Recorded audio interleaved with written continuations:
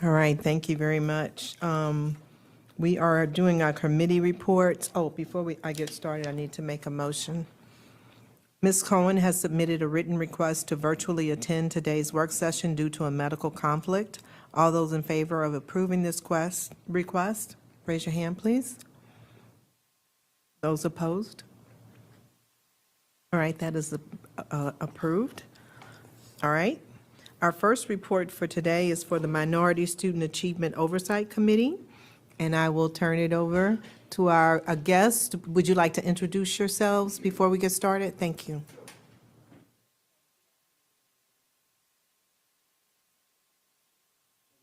McKinney, and I am the co-chair this year along with Dr. Sharonda Farish, and our co-chair in waiting, Ms. Tabitha Temple.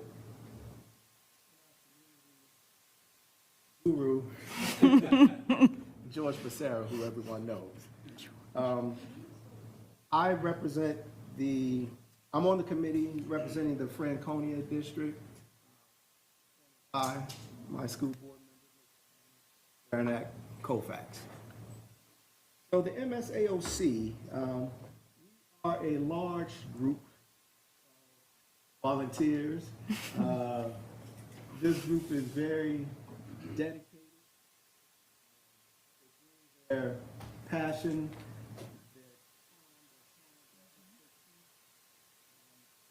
as seen here today, they showed up in support. Everybody wave over there. Those are some of our members. I'm not going to introduce the members by name, but next slide, please.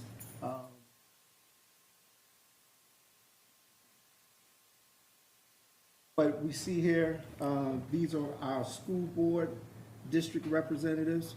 I want to thank the school board for their dedicated appointees. And also want to thank and recognize our wonderfully bright student representative who is graduating soon and off to New York to Barnard College next year.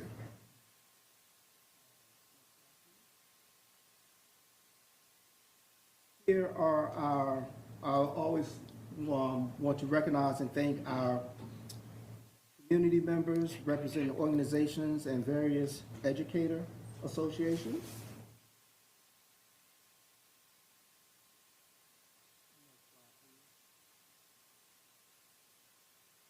Also would like to recognize and thank those that are FCPS staff with us. There's two names that are not on the list that I do want to thank and recognize, and that's Dr. King and Dr. Presidio. Thank you for your time this year. Thank you for your ear. Thank you for your thoughts. It was greatly appreciated. As I said on this slide there, there's the staff. You see here principals from each school level and reps from each region of FCPS services departments. Now, at the top of the list, and not just because her last name starts with an A, and the list is in alphabetical order, but she's at the top of my list, and that is our staff liaison, Ms. Kim Amenabar. I publicly want to thank you for the outstanding job that you did this year. Board to fill, so we couldn't have done it without you. Thank you for all the.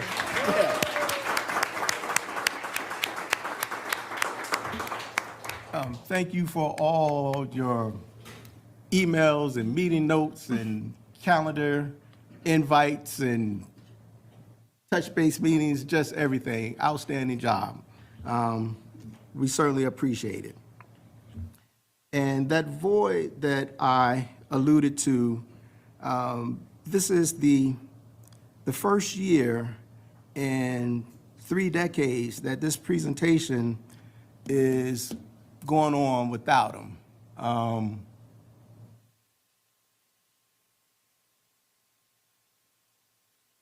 Yeah. So next, go back to the other slide. So I'm speaking of Dr. B, Dr. Lawrence Bussey. This year was definitely different without him. He was greatly missed. We missed that smile. We missed his laugh, his personality, his candor, his ability to analyze data and shrink it down into palatable bites. So hopefully this report honors his legacy. We tried to go on, and we just want to respect the work that he put in tirelessly for all these many years. So with that, I do also want to thank the school board because, as you know, we created an equity award in his honor, and I see that you all have included that in your email communications, getting the word out there about the award. So I just wanted to say thank you for doing that. Thank you. Thanks. Okay. We'll go to charge. Okay, so there's our charge for the year. We broke it down, like, as I said, the committee is large, so we broke it down into subcommittees, which we've done in the past, and the subcommittees are the ones that did the work to pull the report together for their area of expertise, and it may not even been their area of expertise, but it is now. So you have the full report. As in the past, we'll use this time together to highlight our findings and recommendations. So the areas of focus, we have it into 4 areas: partnership and engagement, school environment, school operations, and teaching and learning. That's what's broken down by the subcommittee. As a committee as a whole, we do have one collective finding, and that's around the chief equity officer. I'm sorry, next slide. There we go, yep. That's around the chief equity officer. That position has been an interim position since January of 2022, and to date, it hasn't been advertised for a permanent hire yet. And not having a permanent person hired for this role leaves the work without long-term plan, sends the message, or at least gives the perception that equity is not a priority for a division, which we know is not the case with everything going on with the equity policy and the strategic plan. But as the MSAOC, our recommendation is let's get somebody hired for that position, and ideally by the start of next school year.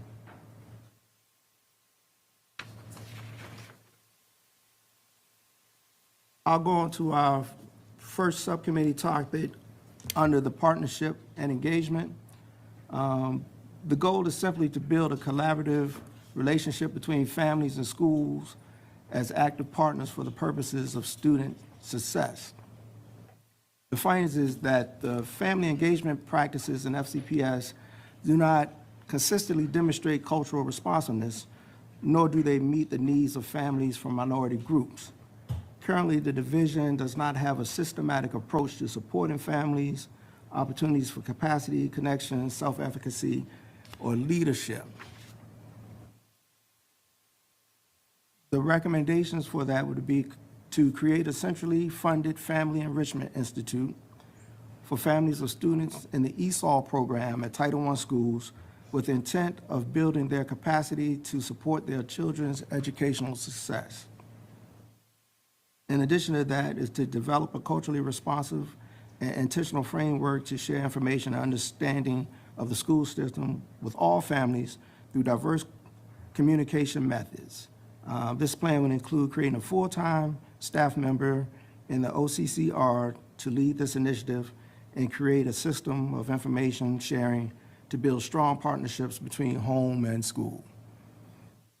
All those words basically simply to say put meaningful partnerships with families, build trust, value culture and heritage, and foster inclusion.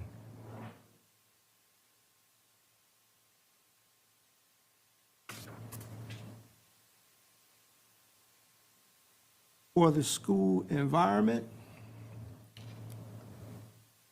that focus or the lens in which the committee viewed that was the view is to operationalize equity through funding, school-based resources that use data to inform continuous improvement that strengthens student achievement. So we're still dealing with, for the lack of a better term, the fallout from COVID-19. The pandemic impacted not only academic achievement, but also emotional well-being. And we know it'll be years before we see what the true impact really is, especially to the younger kids that are elementary age as they matriculate through the school system. So the recommendation around that specific bullet point is to create a multi-tiered school-specific mental health approach led by the Department of Student Services, which could include, for example, monthly check-ins during their advisory or homeroom, a biannual student check-in by the wellness and school leadership team, and creating a comprehensive mental health resource for students and families that's easily accessible. Creating these opportunities for students to discuss how, doing this creates opportunities for the students to discuss how they're doing, and also gives them an opportunity to learn self and community care techniques. And lastly, FCPS currently has equity leads in each school. And ideally, there are equity leads in each school. However, they're not full-time positions. Those leads are doing other things. They're teachers, they're administrators, and then the other hat they wear is that they are the equity lead. We would like to see or establish an equity lead position to foster culturally responsive learning environments beginning next school year. So our recommendation is to do this through a pilot program with at least one school in each region. The big ask would be to put it in every school, but we know, one, that wouldn't be feasible by next year, and two, I don't know who would pay for that, but eventually, as the years go on down the road, we would like to see that in every school. But next year, if we could pilot a program, at least one school in every region. And I am going to turn this next portion over to Dr. Farish. Sure. I'll move and talk about our third focus, which was school operations. Our findings, MSAOC's findings, were there were fewer qualified applicants this year, and FCPS needed more teachers. This reduced pool of qualified teachers, it affected our students. It had a huge impact on students that were disproportionately represented. So our recommendation for next school year is to implement the Comey-Mister program and standardize the hiring process for instructional positions that mirror the centralized online PDR system.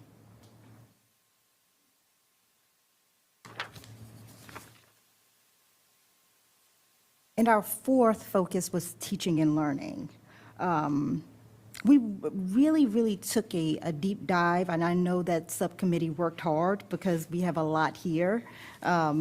We really took a deep dive into this. I know our last meeting last year, we talked a lot about AVID in our programs, but we really want to improve the disparities in achievement and experiences.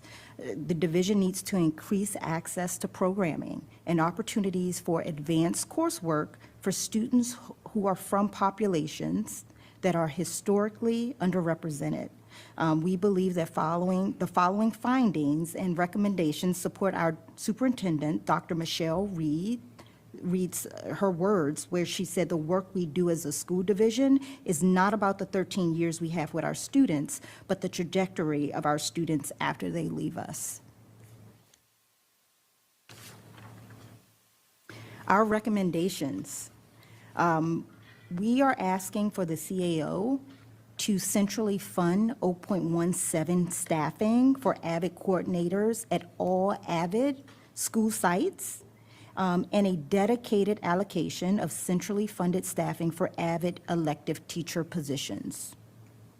We're also asking for the CAO to approve Title III funding to implement AVID Excel and three FCPS middle schools as a 2-year pilot program. We're asking for staffing of 5 work-based learning resource teachers and ISD by region to increase access to high-quality work-based learning experiences. We'd like to maintain and fund the current 6 staff positions on the ISD mathematics team to continue expanding that algebra access and E3 networks, improving the rigor of the general education math curriculum. We'd like to provide an elementary math resource teacher in every elementary school.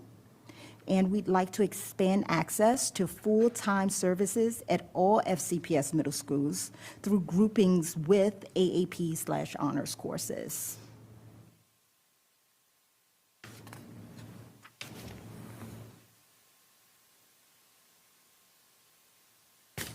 And that's our conclusion. Oh, thank you very much. At this time, we will take questions from board members. If you'd like to, okay, thank you. I have Ms. Corbett Sanders, Abrar Omesh, and Mr. Frisch.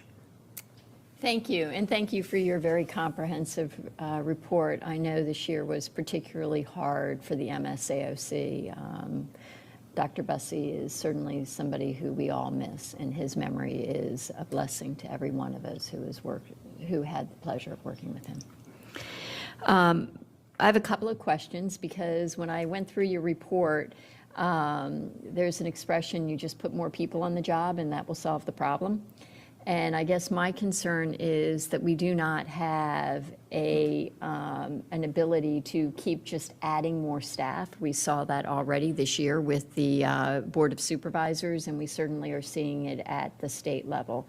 And with the budget deal that will probably be approved at the federal level tonight, they are capping growth at the Department of Education funding to no more than 1% per annum. So the budget picture is bleak. So I guess my question is, did you look at, instead of just adding more resources, restructuring resources to make suggestions such as, we have the OCCR recommendation as well as the Family Resource recommendation. Well, we have a Family Resource Center that does quite a bit, but maybe it's not as effective as we need it to be, or that we need additional resources. So I, for one, understand the need, but I think we need to be more creative in how we satisfy that. Similarly, I was very glad to see your focus on the AVID program. Many of us had the pleasure of being at Gunston Elementary, which actually is the only elementary school in the county that has AVID at the elementary school level. And I like to say the AVID skills are just basic, essential life skills for lifelong learners.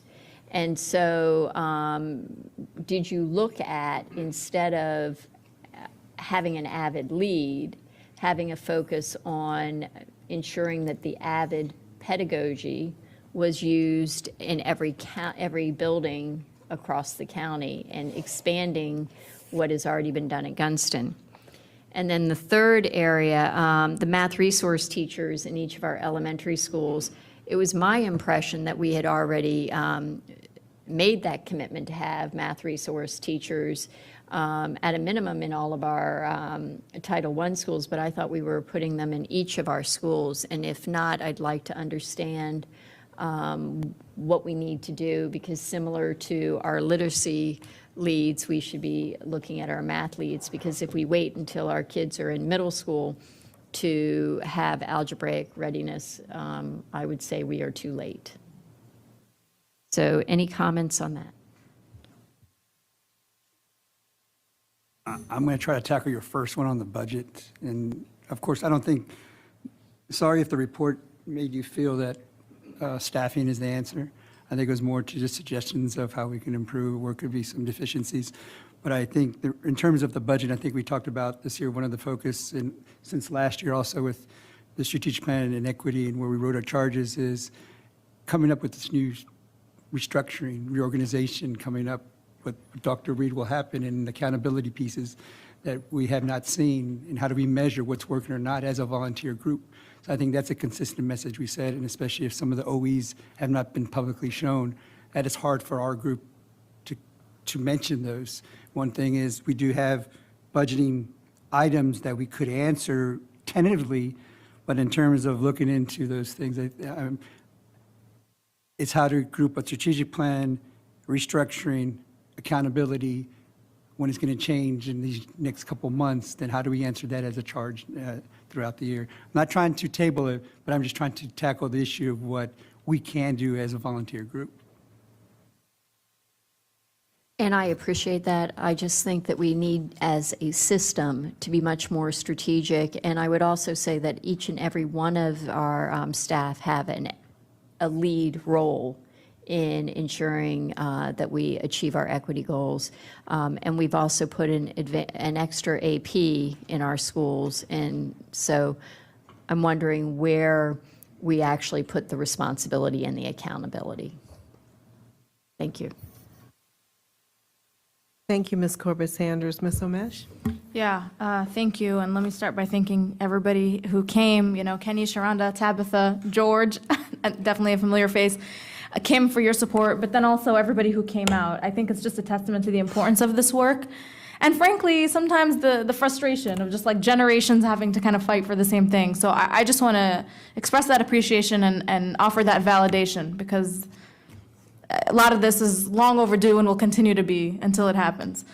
But nonetheless, I just wanted to ask, you shared a number of findings. What was the data that was made available to you, if any, in being able to arrive at these priorities? Well, which one specific? Any of them or? Any of them, yeah.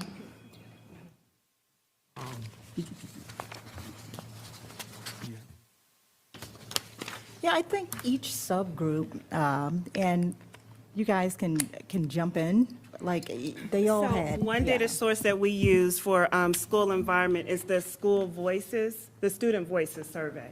So we look through that data, especially to support the mental health recommendations. And students talking about not feeling safe, not feeling well, not feeling a sense of belonging. In addition to the data, like myself, I'm a parent of a student who attends Lewis High School. There's my baby back over there. I have a student that attends Lorton Station Elementary School. So we do have a number of parents that also share their experiences to lend itself to the data, such as the Student Voices data.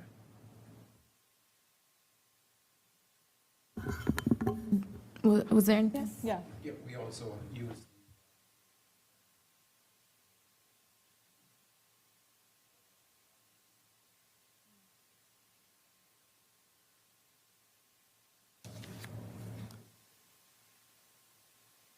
Okay. No, I appreciate you outlining that. Dr. Reed, I'll bring to your attention. One of the things I was the liaison, I don't know if it was last year or the year before. The work never stops, but in feeling that maybe the data made available to the committee wasn't as much as it could have been, to really help them identify and prioritize what is key that the data is speaking to. No doubt they do their best with what they have, and it's an really useful report. But I want to make sure that's not an access issue in the future, because I remember long wait times or just never getting it if it's been requested, et cetera. George, I don't know if you, you want to say anything about that. It's been a difficult year because obviously Dr. Bussey had the institutional knowledge and where to turn to, and especially as a person that we turn to. But I'm not going to use that as an excuse. I think that's something I worried about. And one of the first things I said to this group and to Dr. Presidio is making sure that data is there. I think we've always advocated for the data folks to be on MSAOC. We said that for many years, not because we want more people. It's because we've always had a good relationship, and we always want to come to this board with the data, so we're not coming out of left field. So that is something that you brought up. I think it's also in terms of, if we're going to be honest here, in terms of our membership, it rotating with your one-year assignments now that you've started a couple of years, that does affect advisory committees and the higher rotation. But no, it's something that we've asked, or what I heard from the subcommittees, they have gotten, But I think at the same time, though, with this changing knowledge of data and different systems out there, we need to relearn that. So I think that's something. Yes, it's a learning curve, but we're not because of improper resources or improper or walls. Dr. Presidio, Dr. King, and Kim have been gracious when it's come from the body. I don't want this to be. I think Dr.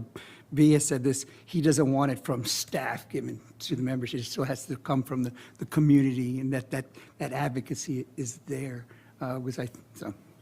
And I will say on each subcommittee, we did have some pretty knowledgeable folks sitting on those subcommittees making these recommendations. Like, they're doing the work, some of them on a daily basis. And so, I think that they are recommended just with their background knowledge and what what they're doing on a daily basis. They were able to get some of the data that they needed. Oh, yeah, no, let me be loud and clear that that's not meant to undermine the findings. I'm more so saying I want to make sure channels are open to help expand on the opportunity that exists here. Because I noticed, I appreciated that you mentioned Dr. Presidio, even though he wasn't on the slide. But I want to say a year ago, the official liaisons to the committee are the Chief Academic Officer and the Chief Equity Officer. That was a board directive. So I want to make sure, Dr. Reed, you're aware of that too, because part of the intention is that collaboration in the most important space, right? And to give this the priority and the importance that it deserves and that we all say we give to it, right? So no, I appreciate that. And nonetheless, some of the issues y'all spotlight speak for themselves, numbers or no numbers, right? It's like that bad that just from experiential information. So I appreciate that. I did want to speak to specifically the piece on partnership and engagement recommendations. I want to echo the importance of that in what we've seen in other committees as well. I will continue to bring up the number. We're $98 million short on what the language and translation, teams have identified as a need for our kids. And I know, these are two suggestions. Having a full-time OCCR person, that dovetails right in there with what that need is. We're not translating things on a regular basis at the school level, or there are really long timelines, like wait times. Even as a board member, it took a month to get something translated that I needed, let alone on the school level when it's, you need a principal's newsletter, within the week, right? Because otherwise it's outdated, et cetera. That is my time. Ms. Kizumara, I'll take a go back if we get the chance, but there's a lot more to unpack here, and I'm just overall grateful to y'all continuing to elevate it and bear the flag. Thank you. Thanks, Ms. Omesh. I will do just a quick time check. We have until 5:30. Our time is 2 minutes, not 3. At least according to the clock. I'll just follow the clock. And I did want to give Dr. Reed an opportunity to dovetail into the conversation with respect to ongoing work, so perhaps that will help how we think about moving forward.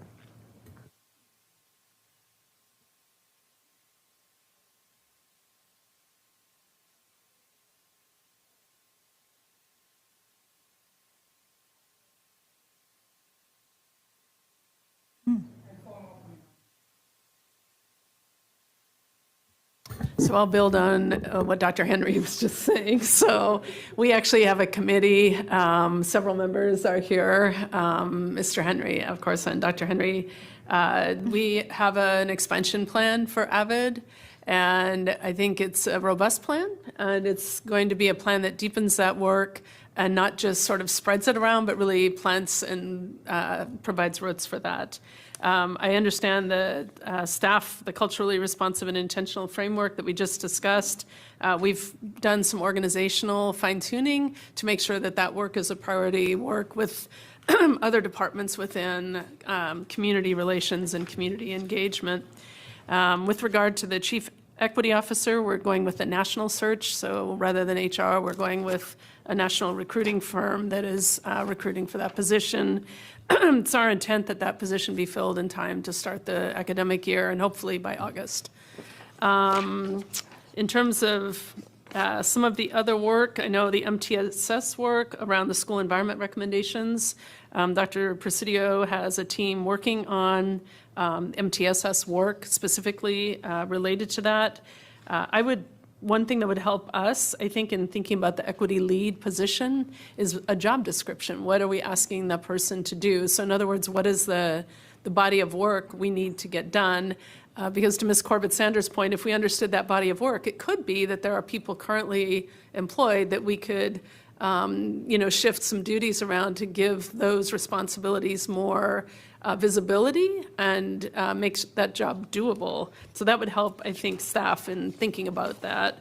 The Call Me Mr. program that came up as I was coming into the division, I asked Dr. Wilson to connect with that program to talk about providing the research they have and to give us 3 to 5 current clients so we could speak with them to look at what the impact, how many candidates were they effectively able to hire. It took quite a few months for someone to call her back from the program, and when someone finally did, I believe they're still negotiating how we can contact clients, because one of the concerns I had is it was a $500,000 commitment, and we wanted to make sure that whoever we're going to start working with, maybe we could start a pilot in smaller first after speaking to clients. So we're very interested in partnering, but we need a little more information for that type of a commitment. And then teaching and learning. We are, the AVID program, 100% believe that's important. The work-based learning resource staffing, I would need to connect with instructional services a little more about that. Algebra access, we absolutely a priority. We know that's an Office of Civil Rights track data point. That's one of the goals that secondary schools need to be responsive to in the strategic plan, which will be annually reported to the board as very transparently. The resource teacher is not in all elementary schools. I believe it's in most Title I schools, but not all. Ms. Flamenco? Approximately, it's in 100 schools. It's in about 100 out of 141. Yeah. Okay. So there you have it. That's an update. Thank you, Ms. Keys-Gamarra. Thank you. Just wanted to have that context for everybody. All right. Next, we have Mr. Frisch, and after that, Ms. Pekarsky. Thank you. I think if our friends in Richmond would get their budget done, and maybe they'd lift the support cap, we'd have some extra money for staffing. But I only have 2 minutes, and that's not enough time to hold my breath.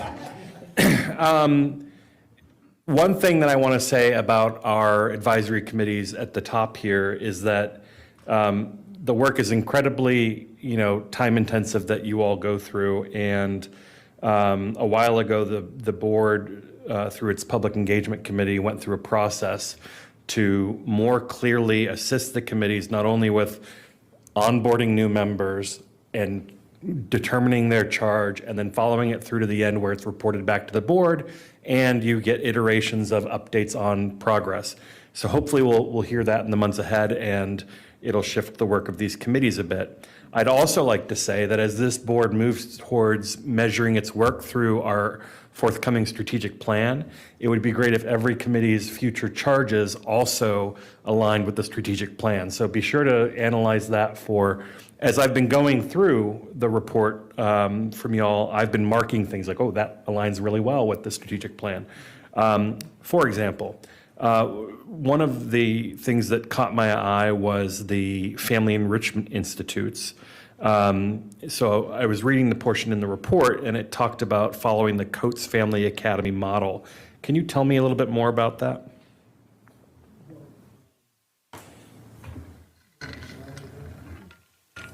I want to call up Ms. Lane, if you'll come up to the, that is 100% here, wherever. I'm sorry, this is 100% her, yes. Yeah, the Coates Academy model was a model instituted for the past 2 years in partnership with Family and School Partnerships, as well as Edu Futuro, which is a nonprofit. And what caught our eye about that specific project and that specific way of engaging families, it was their kind of grassroots approach to family engagement, and really validating and inviting families as they are, and in kind of building their capacity and also amplifying their voice, and in a way bringing them into the school culture, you know, in a very organic way. And we felt that that was a very good way to really capture the essence of our families, of our multicultural families, and those families who traditionally haven't had access. So the program at Coates was extremely successful. The first year, they had about 16 families attend. The second year, they had 26 families attend.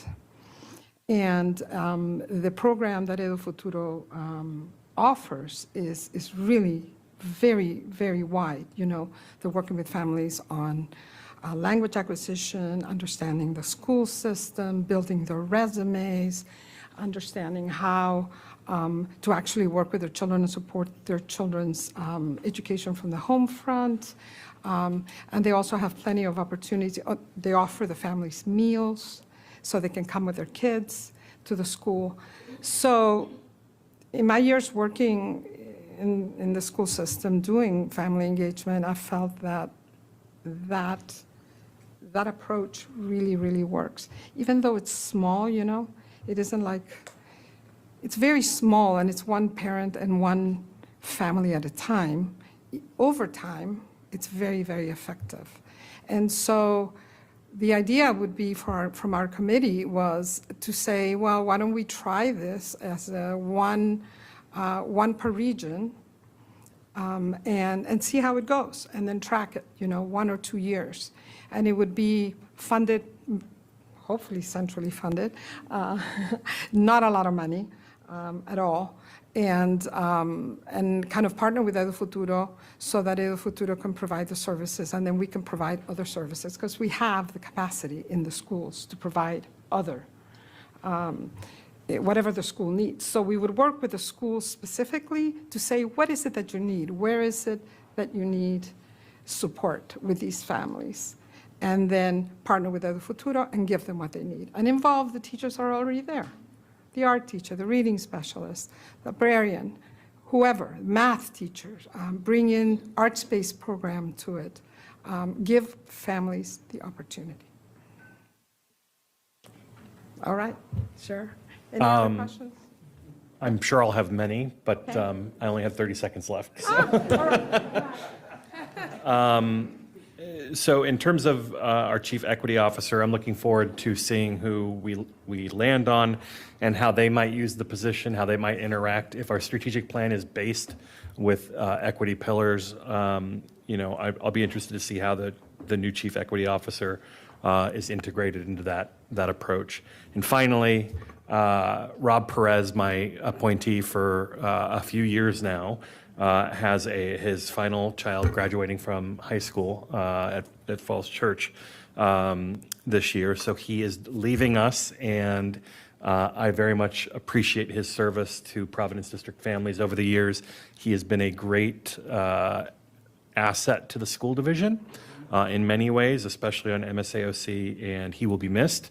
And we are actively looking for his replacement. So thank you. Thank you. And I concur with that about Rob. Thank you. Thank you for being here and for the report. I apologize, I was late. Have to love 66. But actually, Dr. Reed answered several of my questions, and then my colleagues shared some of the other notes that I had taken, especially when it came to adding staff. Obviously, that's an issue. It's hard right now. So thank you for that conversation. I do think it's concerning that our qualified applicant pool of diverse teachers has gone down. I'd love to know how that data, compares to our overall pool. Because as you say, there's been a steady decline. So it's hard right now, period. But because of the deficits we had to begin with, this is super concerning, but I would love to just have some more information around that to see where we are. I love the family enrichment institutes. When I used to teach, I used to do this myself. I was an ESOL teacher with a couple of other teachers. On our free time, we would, plan and do everything, and it was highly effective. So I'm glad to see that in your report, and I'd love to see how we could have access to that. I was actually, coincidentally enough, speaking to a high school teacher the other day. She was a special education teacher, but in a school who also does have a lot of ESOL students. And this is exactly, I asked her, what's the one thing you need? What would make a big difference for these kids? She said, this exact thing. So I thought that was very powerful. The data, I just want to say, Dr. Reed, I know my time's almost up. I've actually heard this from some other folks in some other committees this year, and it's been a cause of frustration. So, I know everybody's busy, but these people all give us their time and expertise, and we want to make sure they have the information they need. Thank you. Thank you. Thank you. Thank you, Ms. Pekarsky. Next, we have Ms. Tolan and then Ms. Derenak Kofax. I got you. A huge thank you to all of you for the work that you've done in putting all of this together. There's a few things I'm super excited about. I'm really excited about the Family Enrichment Institute, and Coates is a Drainsville school. So Dr. Reed and I had the chance to meet with the family liaison at Coates, Solange McPherson, who I think was part of her brainstorm, and hear about what they have been doing, and it's just so exciting. And then interestingly, I had a discussion with Heather, I think she's hiding right over there, our Drainsville rep to MSAOC, about the fact that you had this in your report. And the next day, I was in a meeting with a Cornerstones, education committee, and they were talking about how could we engage families a little bit more, how could we reach out to them. And so I described the Coates model to them, and the fact that you had it in your report, and they were so excited. So it's just another example of, various community groups all seeing the same, kind of thing, like Ms. McCarthy was just talking about the high school teachers. So I definitely would be excited to look into this as something that we could enrich. My questions on Call Me Mr. have been answered, so I will just move on to say also a huge fan of AVID. I was at the Gunston event and then just observing it at Marshall High School and Herndon High School and the amazing things it has done for the kids there. Certainly support, the work that you're doing. The other comment I wanted to make, I guess as budget chair, we are thinking about, just diving into these reports and looking too at, Ms. Submission, I've been talking about really trying to get an idea of what are some budget priorities coming out of this. So I'm taking good notes, and we'll probably come back to you just to make sure I've got, maybe we could work together on whatever some of your highest priorities after the discussion today from a, budget perspective, so we can just kind of, keep track and put it forward. So I'll look forward to that conversation. Thank you. Thank you, Ms. Tolan. Next, we've had a request for a switch, so Ms. Marin, if you, That's fine, thank you.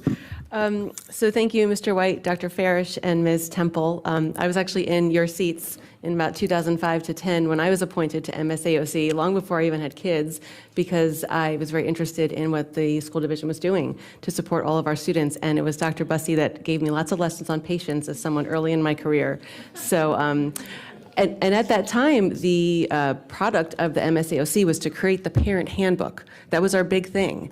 And when we moved from paper to digital to translating copies, you can see the arc of the work over all this time. And now here we are seeing a new arc of work. And when I have the privilege of sitting on the board and seeing some of the pieces connect that the public might not see, and certainly some things that are behind the scenes, but what I see are some really big pieces connecting. And so we've got, the chief equity officer that we're looking to hire, the equity policy that's been in the wings for quite some time. The strategic plan, I do believe and expect, will really help bring this together so that it's not, let's focus now on this group of students and the next group of students. I think also that, even I was thinking back to just recently when we put into place the new family engagement policy and having the conversation that even the number of Title I schools has changed in our school division because of the federal allotment, and how that perspective then influences parent engagement, because it's not just our parents of families that are low income, but all parents these days need a different kind of engagement. So all these things together, this kind of, and the concierge services, this is a conversation I too have had, that can we just focus on those students that really need this connectivity in addition to the greater equity that we must have. And so my question though, so I wanted to reflect on that to all of you, because I know what it's like to spend time to give all this input and just what I'm seeing in this arc of things. But the question, it's mostly for Mr. Becerra and perhaps some others, but knowing that we just have almost completed the strategic planning process and the MSAOC and our other committees were given the opportunity to give input, I'm just wondering if you were able to engage and what you thought about that process in terms of where it could help us better do a community engagement process for creating that equity policy. Are there good lessons we can do when it comes to creating that equity policy? Thank you. If I understand your question correctly, is how do I rate, how did I feel? How did I rate the strategic planning process? Or how was the MAOC, included, and how, and what best practices would you like to see repeated as we create a new equity policy in terms of community engagement, community input, community accountability? That was the biggest piece. I think with your new CEO position, that has to be part of the answer. Thank you, Dr. Reed and School Board, for allowing MSAOC to be on that panel. Improvement, yes. Better than a Portia graduate, yes. Does it need improvement? Yes. Do I see some of the same similar players? Yes. But I also need this as a county answer, the chief equity officer, and at their end, and also at the schools. I like the community forums, but also too, I see the same similar players in certain districts. I'm probably the only member of the CPA core planning team that went to different ones. Call me crazy or not, but I get to learn Fairfax County that way, and who advocates.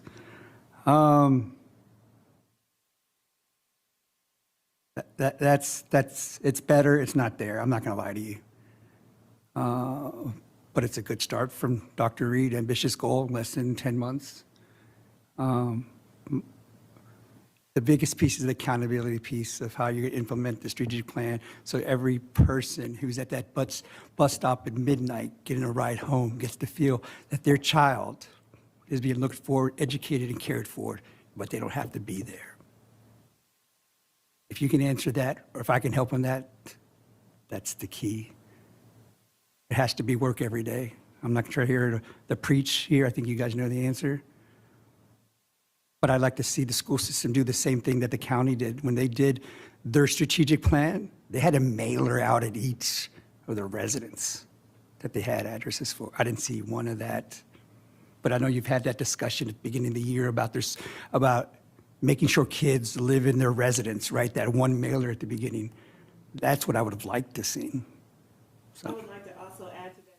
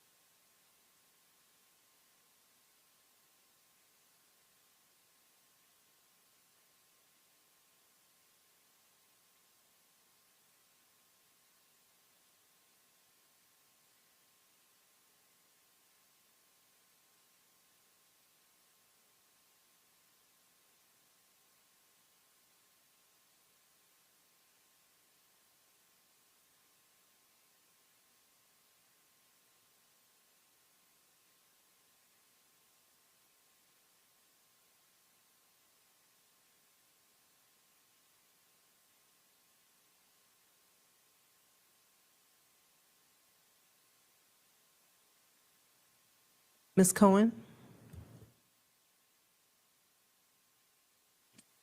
Thanks. I missed the last speaker. I think maybe the mic wasn't on, so I'm so sorry if I repeat anything that you said. I really, boy, after George, I'm not quite sure that I can add anything other than to say I'm looking forward to a time when that is the case. I did just want to mention a couple of areas that were highlighted in the report that I was so appreciative of. And in particular, as a parent whose kid went through AVID for a little bit, it is just such an amazing program. And I just want to remind us about being so careful not to silo things. We have some teachers who are just raring to go to bring our special ed population into AVID instead of segregating them into strategies for success. We have some who are ready to combine hand in hand with our ESOL teachers and really make this a push. The AVID teacher at Key Middle School is just firing on all cylinders about how do we get the entire staff trained in AVID practices and principles so that it can be applicable to all of our kids. And so I think in some cases, we're limiting some of the innovation that if we would look school by school and really talk to each of those teachers, they see it firsthand about how this program can just be so transformative for so many of our kids. The other thing I was just going to mention, Dr. Reed, you had mentioned that you attended the EIP graduation, and I didn't get to do that this year, stupid COVID, but I have in the past, and it's amazing. And I think George Mason would be very interested to help expand that. I know Dr. Henry's on it. I see that my time is up, but thank you all so much for what you do, and I'm excited about the future. Thank you, Ms. Cohen. Feel better. Ms. Derenak-Kovacs? Yes, I want to thank you all for your hard work, your professional work, your detailed work on this. The report is really amazing, and thank you all for the time spent on this. And I do want to thank you, Kenny, for stepping up to chair, and thank you for much appreciated. I do want to say that when I say this, it's not just words, that equity has been a priority for us. I think that was evident in a lot of our strategic planning opportunities, a lot of what we do. We are very dedicated to getting somebody in that position. Dr. King, you have done an amazing job. She's not here, but she has done an amazing job for us in the interim. AVID for all, absolutely. I have been a big proponent of that for a long time. It provides such a strategic way to break down your ability to look at your work overall. And so the more we've been talking about that for a long time. The access to 8th grade algebra as well. The Family Enrichment Institute sound wonderful. And Karen and I attended a thing, we all read together, and there's a lot of little programs out there like that, Dr. Reed, that I think we need to understand and grow on once we find out if funding is available or not for this. And then I have a quick question. On page 17 of the report, you talk about expanding access to full-time services for all FCPS middle schools through heterogeneous grouping.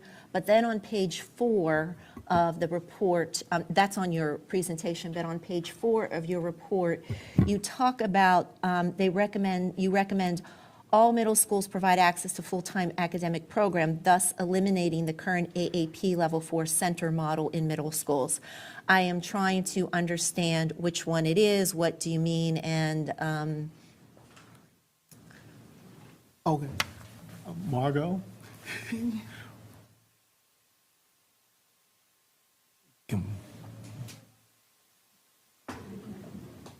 We have a brain trust, so we let our expertise. Yeah. I'm Margot Dickey. I'm the Advanced Academic Programs Advisory Committee representative to the MSAOC. So I think I am an FCPS employee. I also work in the Advanced Academic Programs office.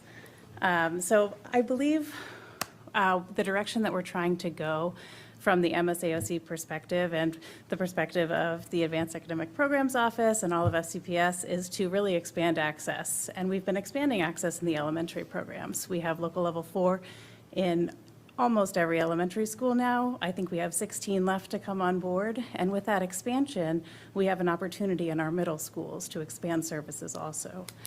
There is no middle school curriculum for AAP. It's all sectioned into honors courses or AAP courses where they follow strategies and pacing that might be a little bit different, but it's not a different curriculum. So we do have an opportunity, and it would provide students with the opportunity to stay within their high school pyramid, an opportunity to build those friendships with students who they have maybe gone to elementary school with and will go to high school with, and we have an opportunity to make sure that all kids have that access at the middle school level. So with many children accessing local level 4, we think that they can also access that kind of local level 4 model in the middle school, where they might be grouped with other students of similar abilities. So it doesn't necessarily need to eliminate the center model, but it could. So there are lots of different pathways we could take. We could open up a local level 4 in every school. We could open up a local level 4 and keep the centers where parents would still have a choice. Or we could say, no, we don't need to have that anymore. We have programming in our schools that we believe in, and we could have children go to their base middle school and access that service. Okay, thank you, that's helpful. I think, before we eliminate any of our programs that have been successful, I think we need to talk about that, but I am absolutely for more access. I was the one that talked about getting advanced academic resource teachers in all of the elementary schools, and we've been doing that, and we finally finished that in this budget. So access for all, absolutely. Not yet ready to say, let's eliminate programming, but thank you.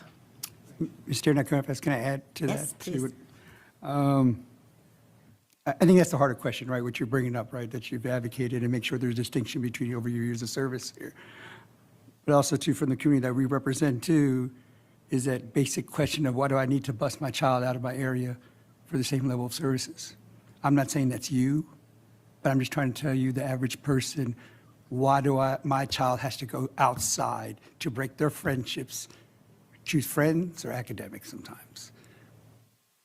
That's the bigger question. You put it nicely. I'm just going to put it in nice terms, in real terms. All right, thank you. We would have to make a decision whether we want to have go-backs. I'll take my turn in just a second.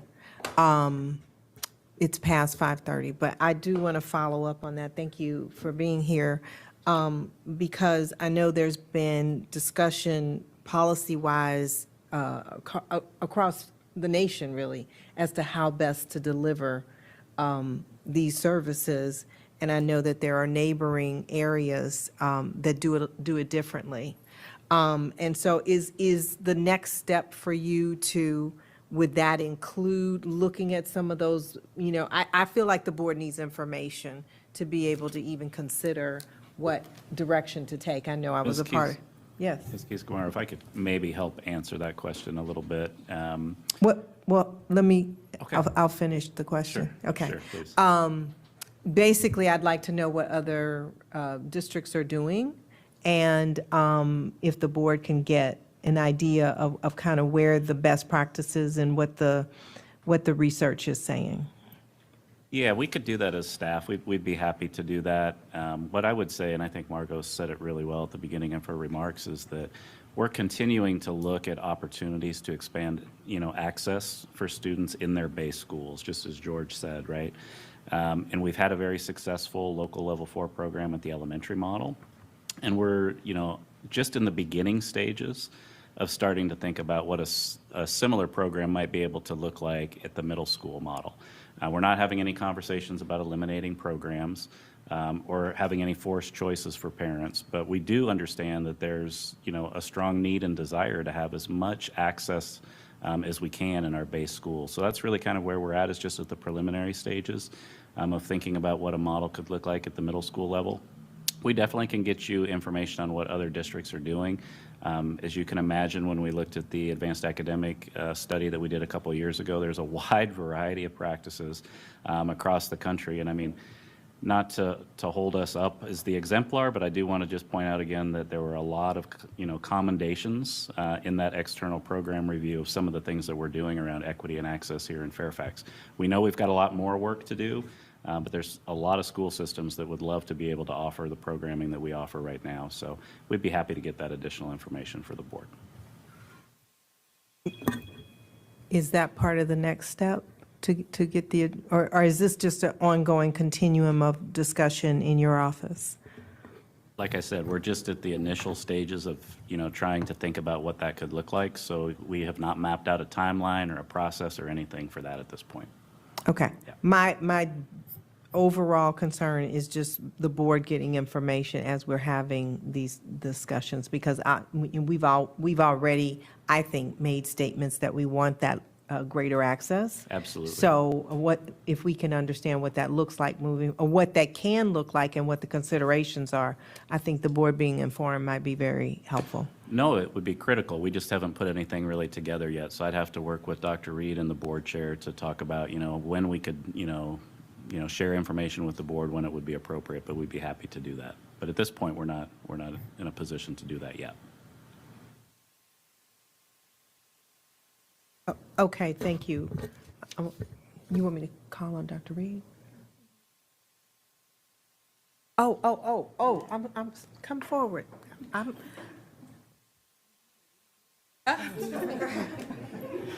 Good evening, everyone. I'm Lynette Henry, and thank you for the opportunity to be a part of MSAOC. I'll just take about 10 seconds. Everybody mentioned AVID, and thank you very much. We know the difference it's making, and I wanted to share, we're not looking just the expansion of AVID in Title I, and also looking to bring AVID Excel to really support our long-term English learners. But we already have AVID coordinators in our schools, and we already have AVID elective teachers. One of the problems we are seeing is that principals are saying they don't have the planning time or staffing. We're losing our AVID elective teachers. We've lost our AVID coordinators.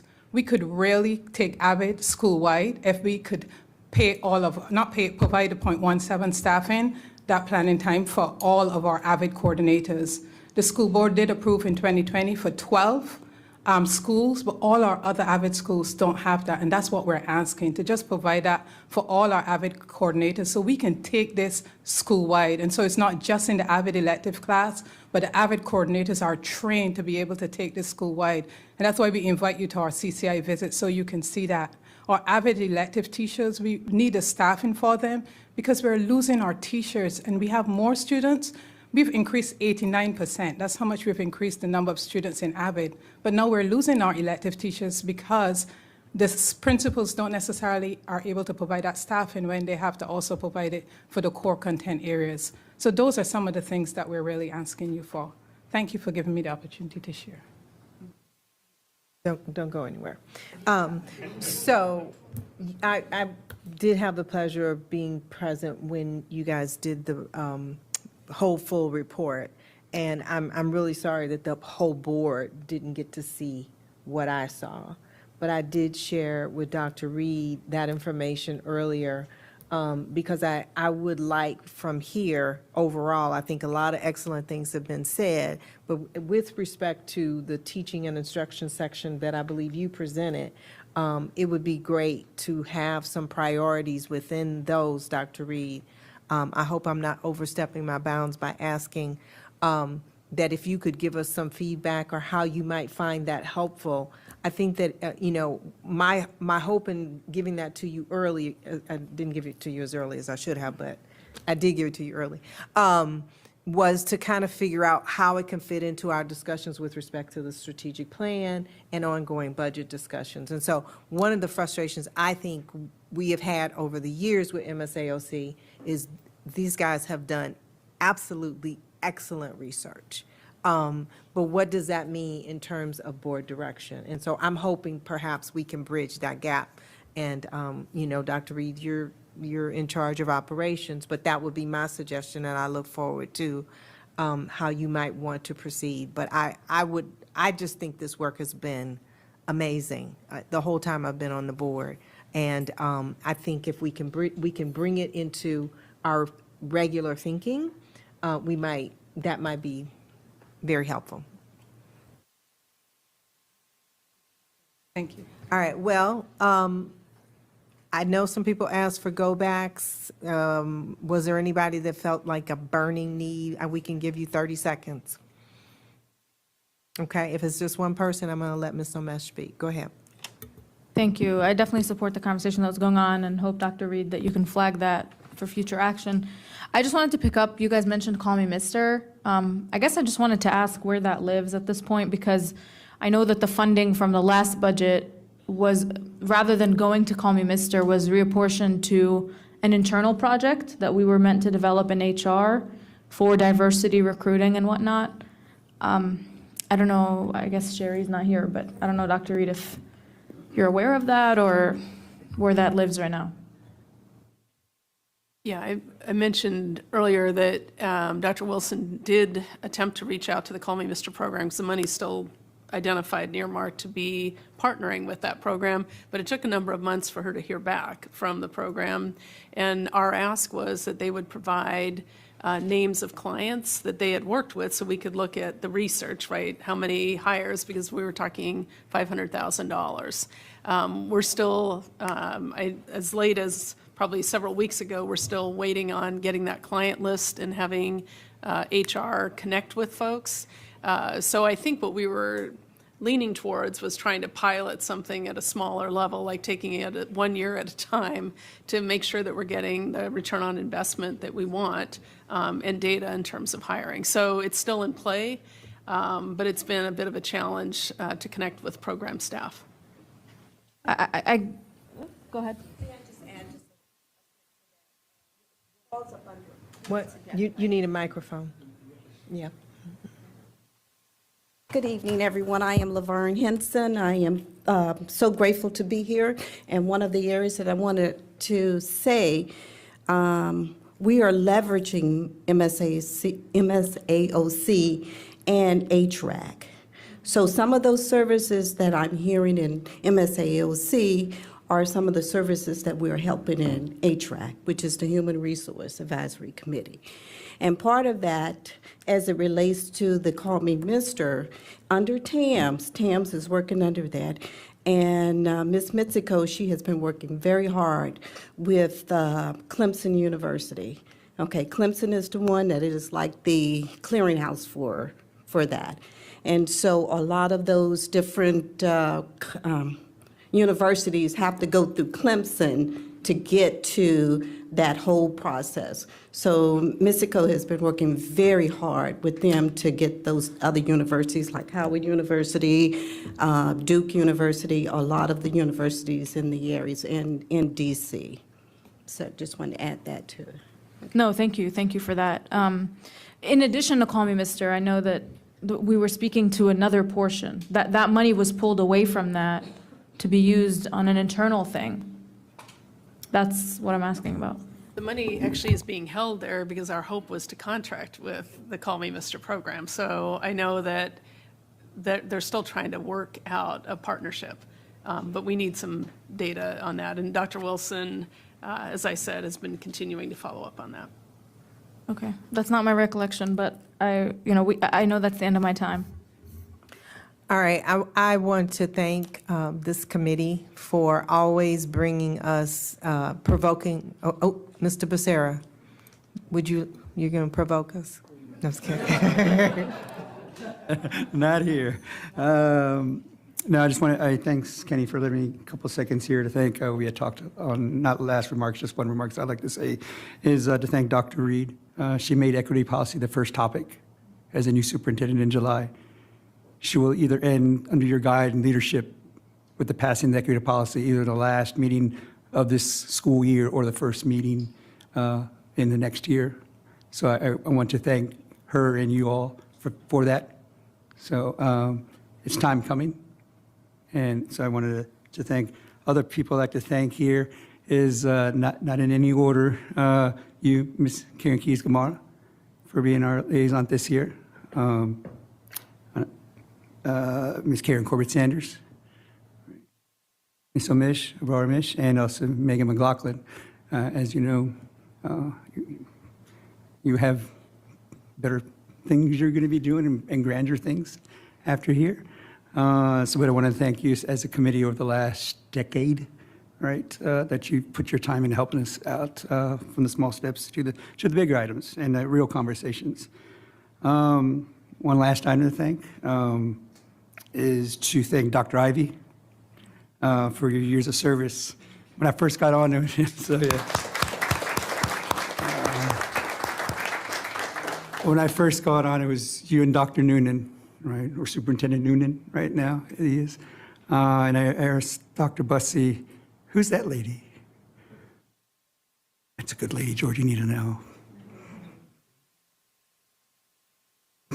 So, just want to thank you for your years of service. Thank you personally for this past year for consoling, advising, giving me hints, hearing me out, venting. There's a lot of people here I can thank on the venting part. Usually I turn over and just lay it out sometimes, Dr. Presidio. But I wanted to thank you for your years of service, me personally. And I know you're not going to go anywhere. So we always have advisors on the side we can turn to. So thank you. All right, thank you, George. We will look to finish the equity policy at this point. I think it's scheduled for June 20th, Election Day, so I'm not sure how many people will be able to participate, but hopefully we'll get through that. That is the end of our session. I just want to thank the entire committee. That's what I wanted to say, yeah.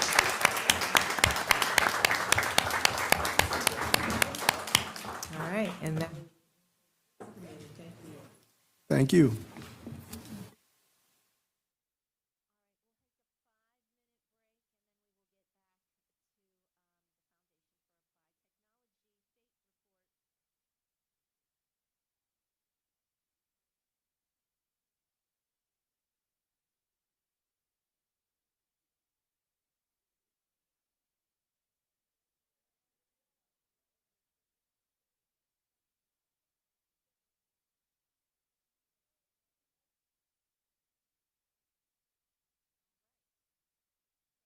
Members, and thank you all for being here. We are now at agenda item number 2 on our committee reports, and we are now going to hear from the Foundation for Applied Technical Education, or as we call it, FATE, so we don't get tongue-tied, your annual report. Thank you.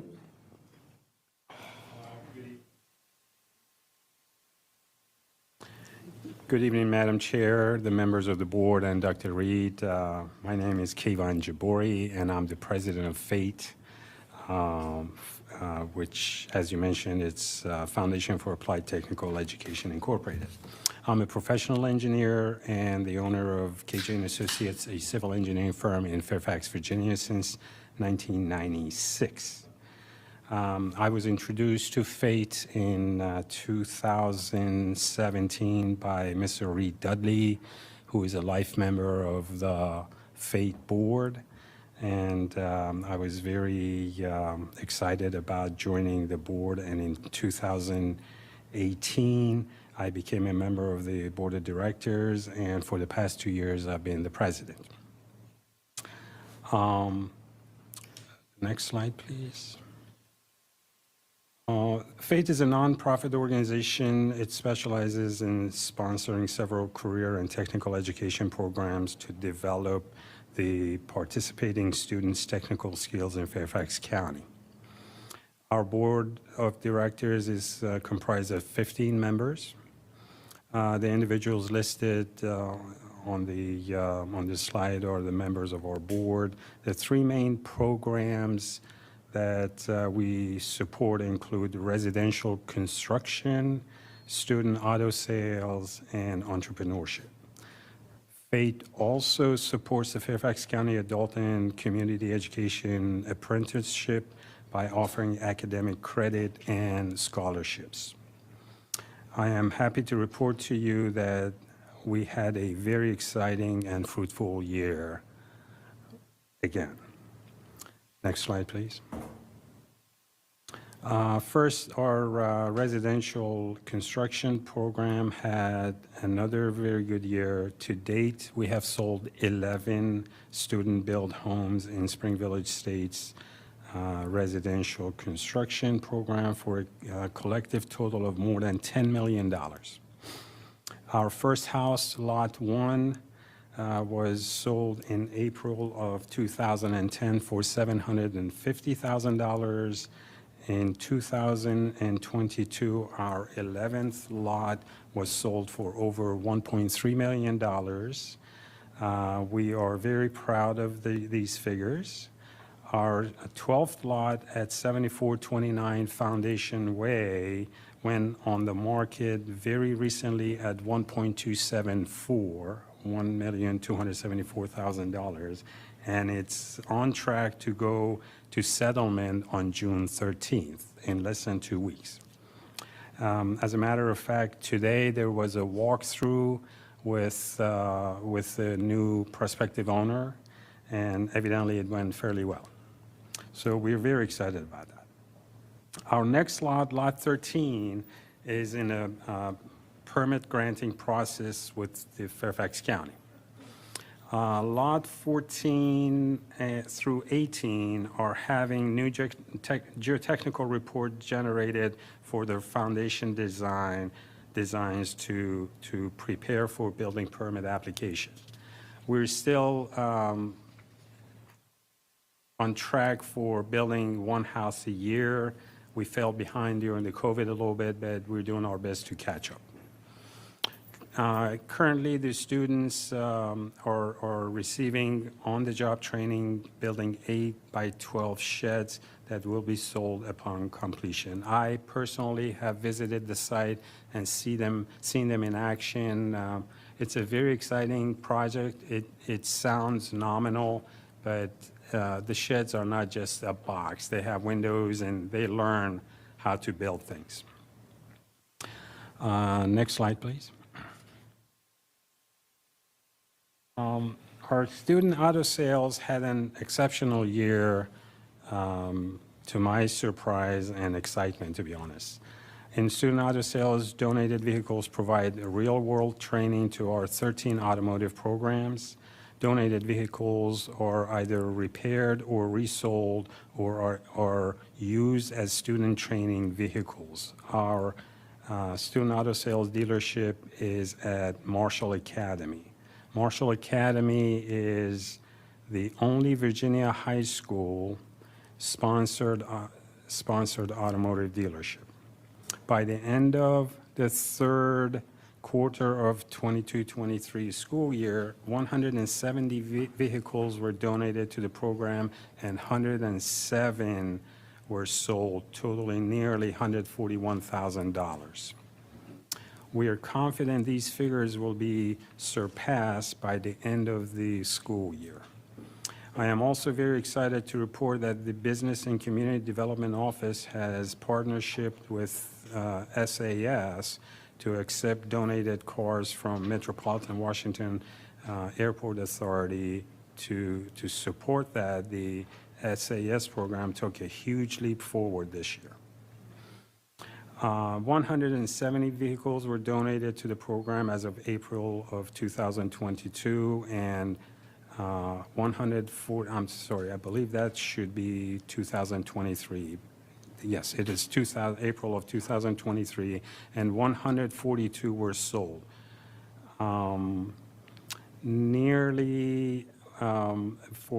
We surpassed our old figures.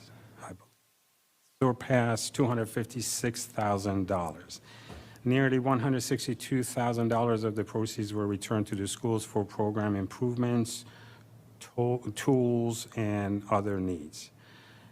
To make the public aware of our student auto sales program, we had one of the vehicles wrapped with SAS advertisement as shown in this slide. Periodically, the vehicle travels to a different location to ensure exposure. Next slide, please. The other program of ours, entrepreneurship program that FATE provides, this program also provides program enhancement grants to support students in the marketing and entrepreneurship program Market Days. Market Days are real-world opportunities for students to showcase their business plan products.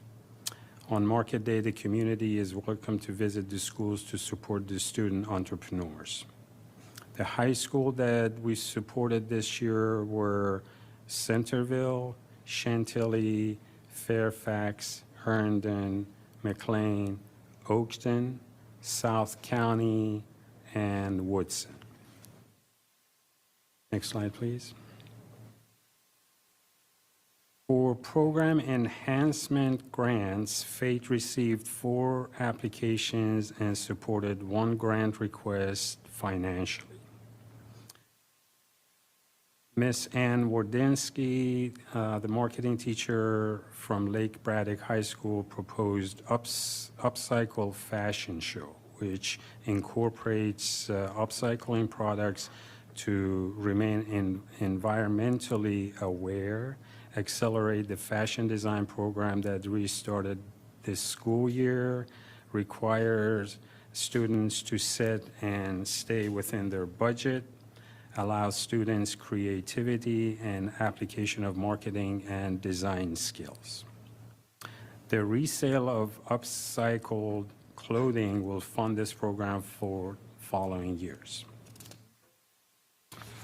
The requested funding of $1,250 was granted for this program this year also. Next slide, please.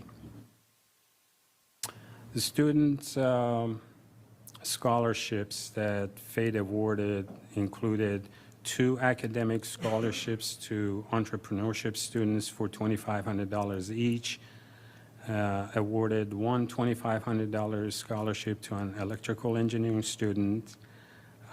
FATE awarded 2 $1,000 each tool scholarships for electrical engineering and 1 $1,000 tool scholarship for automotive technology. The Adult and Community Education ACE Apprenticeship awarded $1,500 academic credit and $1,000 tool scholarship to 1 student pursuing HVAC and refrigeration.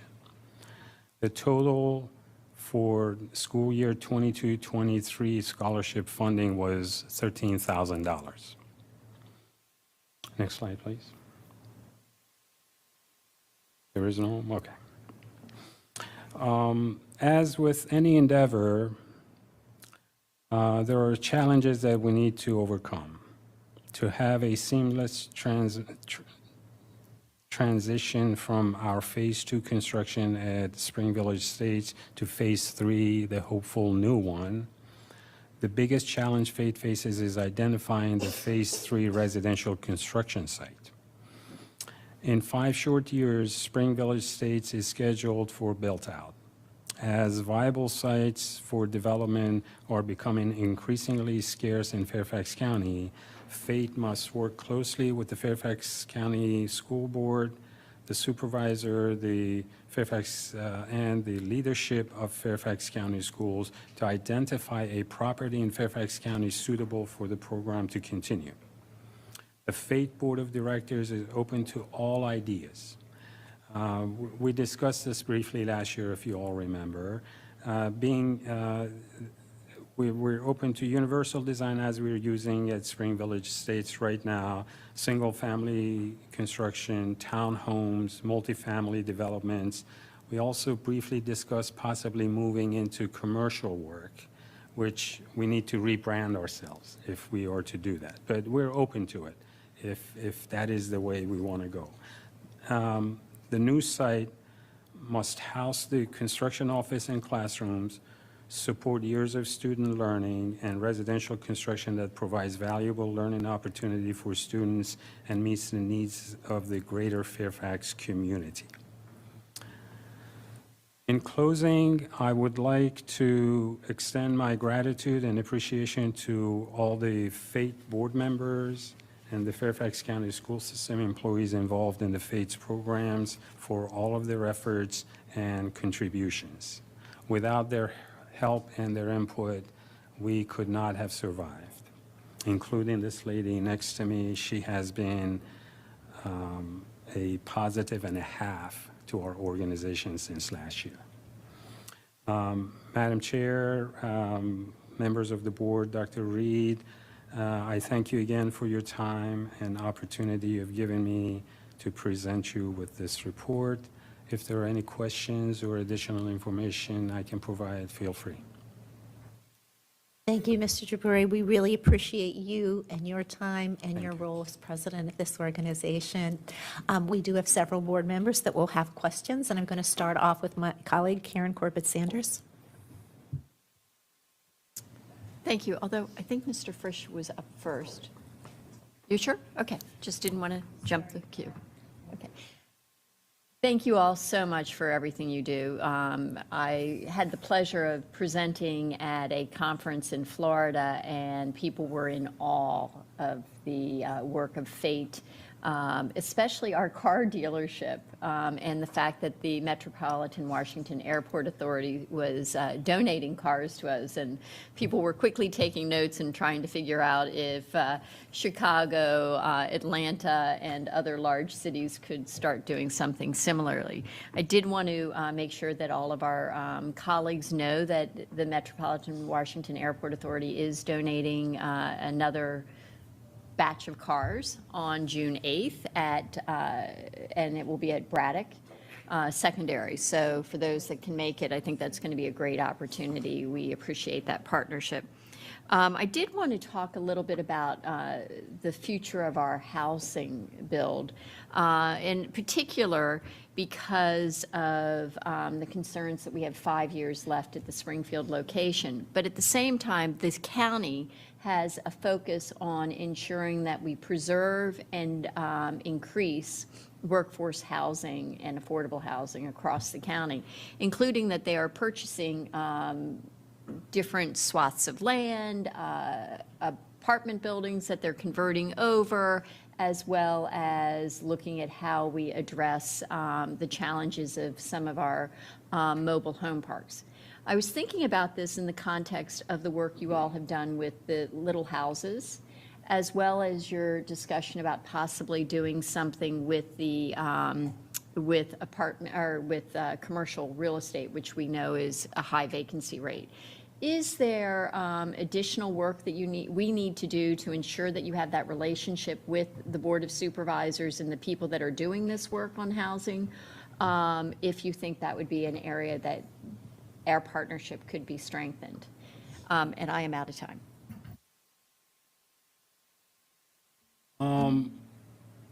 One thing I would like to ask a question to make sure that I understood your question correctly. Are you talking about tiny houses project that we took an attempt at? I toured some of your tiny house, a tiny house that you built 4, 5, 6 years ago. It's been a while.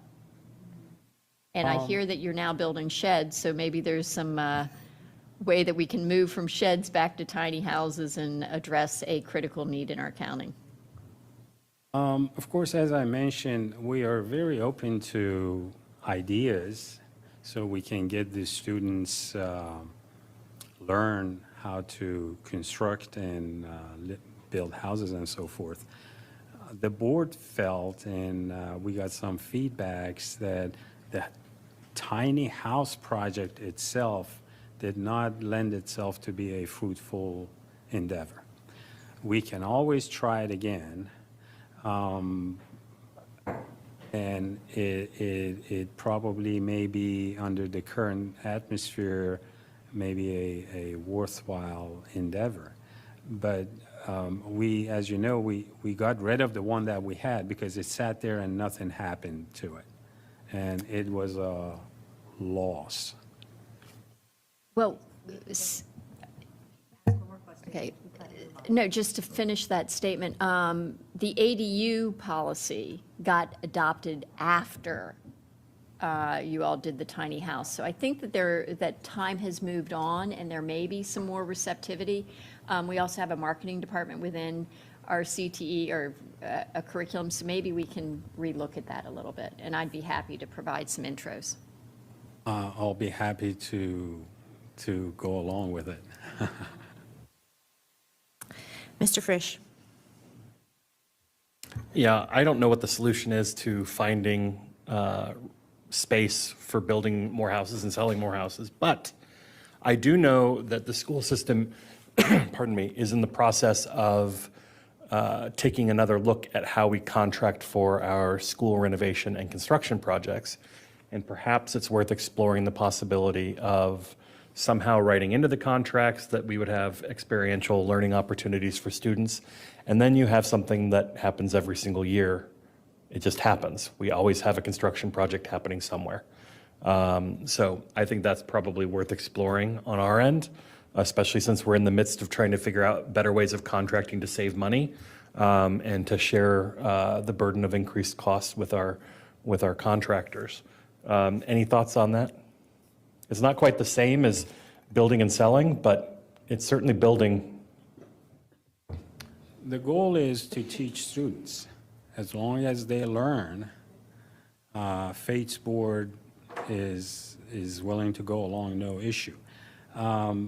Being a consulting engineer myself, if the school board elects to continue the so-called residential construction, an opportunity maybe, there are challenges there, what I'm about to say, is to get into redeveloping infill lots. Because that is, Fairfax County is running out of open land. And it has become a very common thing that we have areas that are getting revitalized, the housing in it. The challenge we have is if we're going to have a so-called campus that we house a trailer so there are classrooms run from it, and then we have a few sites that they're all in the same vicinity nearby, there are opportunities that maybe a few houses could be purchased and then reworked that way. But what the board is concerned about is the fact of having classrooms on site. There may be an opportunity that we use a building of a community type that Fairfax County has access to use it during the work hours as a classroom, maybe. We have looked at our board members, those who are a part of the real estate community, we have looked into things. Things are cost prohibitive to purchase. People are very ambitious with what they want out of their properties, and in my opinion, some of it isn't worth it for the money they're asking. Appreciate that answer. Any comment from staff on the possibility of exploring how we can incorporate this work with our school renovation and construction projects? I don't, Chuck.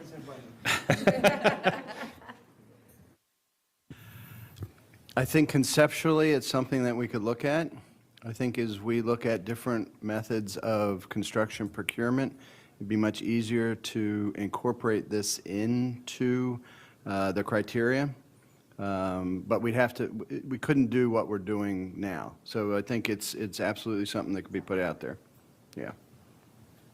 I mean, the timing couldn't be better in terms of, I know you all are exploring different ways of cost sharing and everything else, so I think it's worth exploring. I do want to give kudos on the automotive work. I've been to Marshall Academy a few times and a few other schools with automotive shops, and it's always impressive.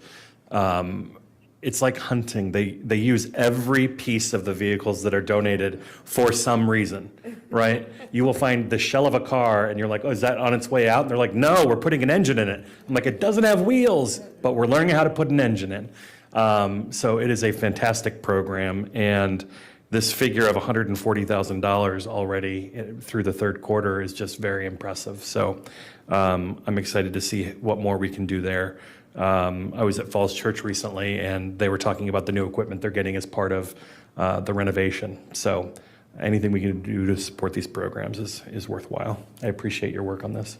Sure. I just would like to add that Lyman Rose has played a significant role in that program moving forward and being very positive, and also Jeff Crenshaw, the previous subcommittee chair, he was instrumental in getting certain things done. Ms. Tolan. Yes, thank you for this very exciting work. It's always a pleasure to tour the house and dream about maybe moving in. But just quickly, a couple of questions. I noticed just throughout the presentation, you had like some grants to the program enhancement grants and a $13,000 amount for scholarships. How do you raise funds for those types of things?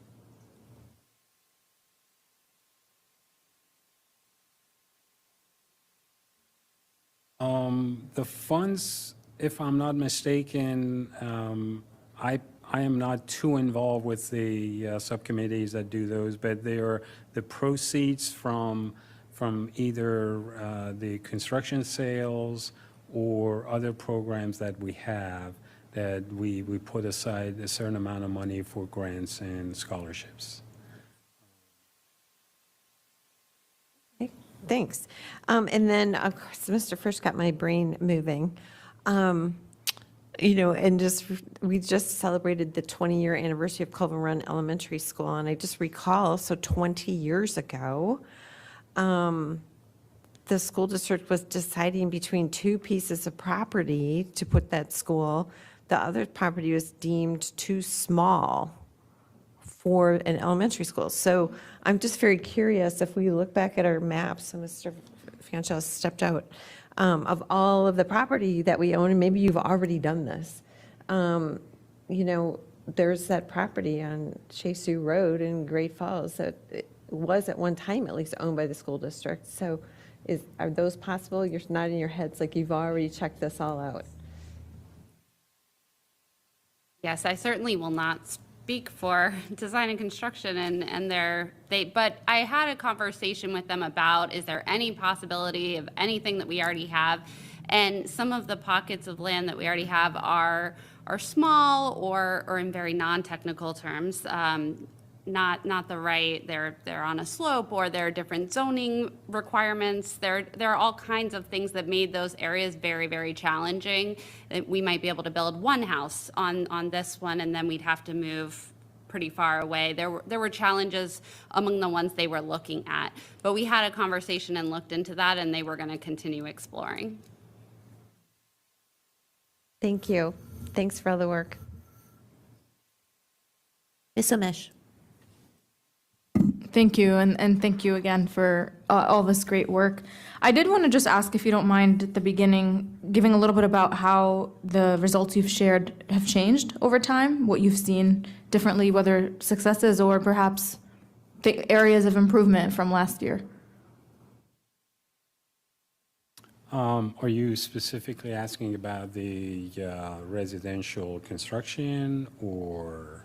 I was thinking about the car one as well, the auto program as well, but whatever you're able to speak to. The auto program success, to Jeff Rose's credit, was, in my opinion, his aggressiveness, his vision to move things around and just get behind it more aggressively. With the residential piece, we still have 5 more lots that we need to develop. So with the current project, we're okay for a while. But as has been mentioned, getting the next phase ready, especially if we go with the residential, the challenge is going to be getting it rezoned and getting it shovel-ready, so to speak. Some of the comments that were made, depending in the areas that we look for, like in Great Falls, Fairfax County is not too keen on subdividing in Great Falls. That is a challenge if we're going to go with smaller lots. We get into zoning districts that larger lots are allowed. We can't have too many houses. If it's a residential conservation 5-acre minimum, how much land are we going to buy to build a house a year? That is a challenge. Not that we can't overcome it somehow. So those are the types of problems we have. Then we get into larger lots. They are typically, not always, on well and septic. So, different challenges come into play. But it's all learning for students. Sure. This might be a dumb question, but at the risk of a possible idea, have you all talked about or considered like renovation projects? Is that not within the portfolio of what's possible for what kids can work on? We have not spoken about it on the board. I suspect partly because we're branding ourselves or have branded ourselves as a residential construction, and we've been for 40 years we've been building new, but we can look into it, sure. Yeah, I guess I'm just thinking long term, especially if you're having a challenge with finding land and, setting up new projects. It might be an area. Is there something immediately prohibitive? in your mind? By renovation, you mean interior work renovation, or because what I was trying to insinuate with infill lot redevelopment was it could be looked upon as renovation. You tear the existing house down and build a new one. In a way, that is renovation. I know for a while, Fairfax County had some parcels that were that they were sitting unused, and it was like uninhabitable housing that before I was a part of FATE, I had some involvements doing demolition plans for them. If there are more of those available, maybe we can redevelop those. But again, I emphasize, FATE does not have an issue rebranding themselves as to something else.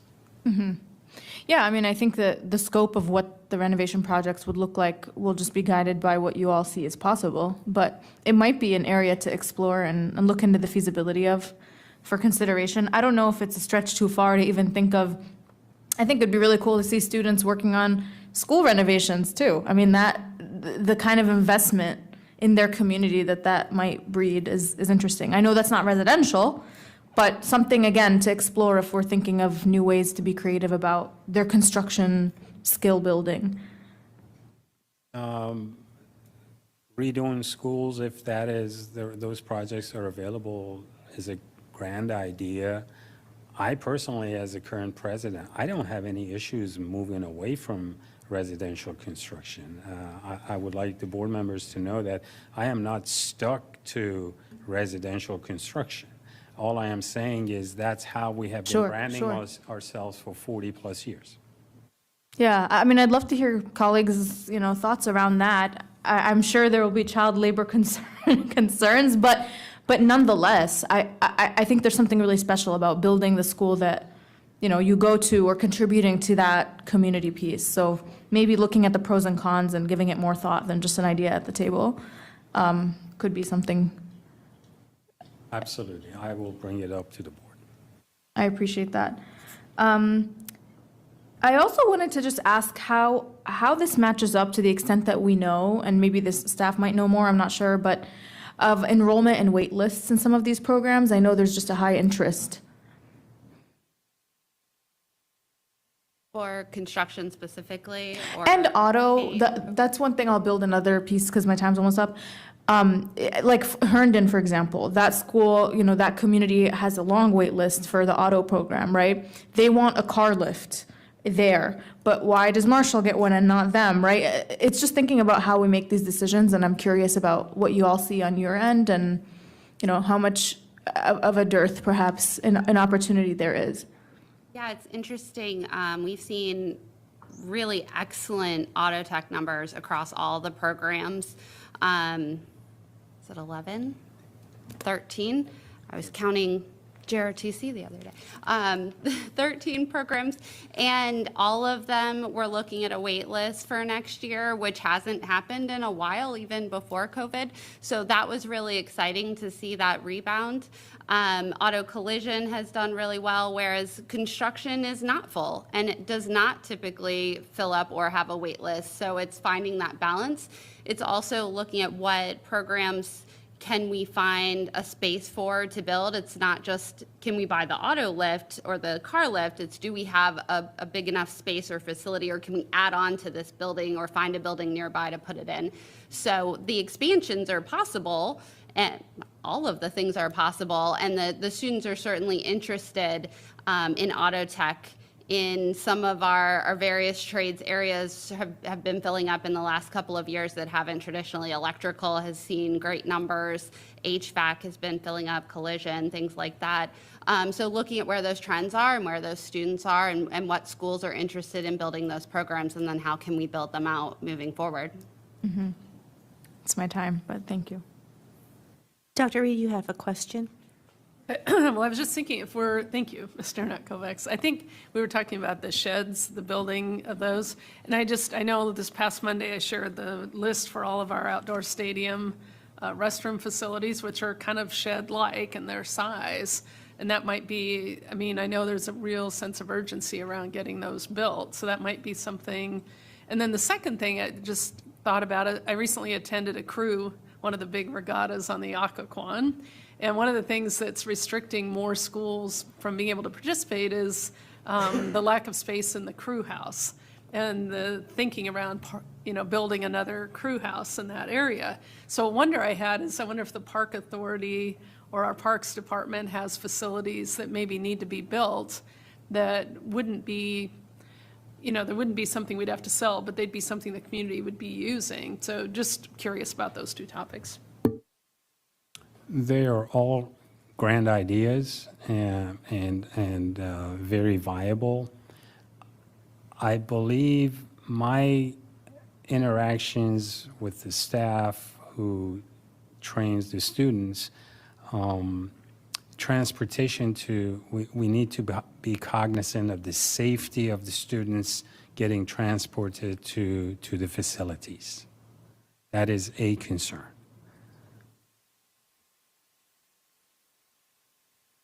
Another consideration is the funding. We sell $1 million homes once a year, and that goes right back into our program. So we are absolutely open to any experiential learning opportunities that we have for our students. And we also need to look to the future of sustainable funding. So bringing in money through the sale of our residential construction program has been our earner, our highest earner. Our auto sales does bring in money, but not in the same amount per year, as you can see by the figures. So while we're open to any opportunities, we do need to also consider the funding for the future. Ms. Keys-Gamarra. Yes, thank you. I'm glad to hear your concerns regarding particularly the construction opportunities. I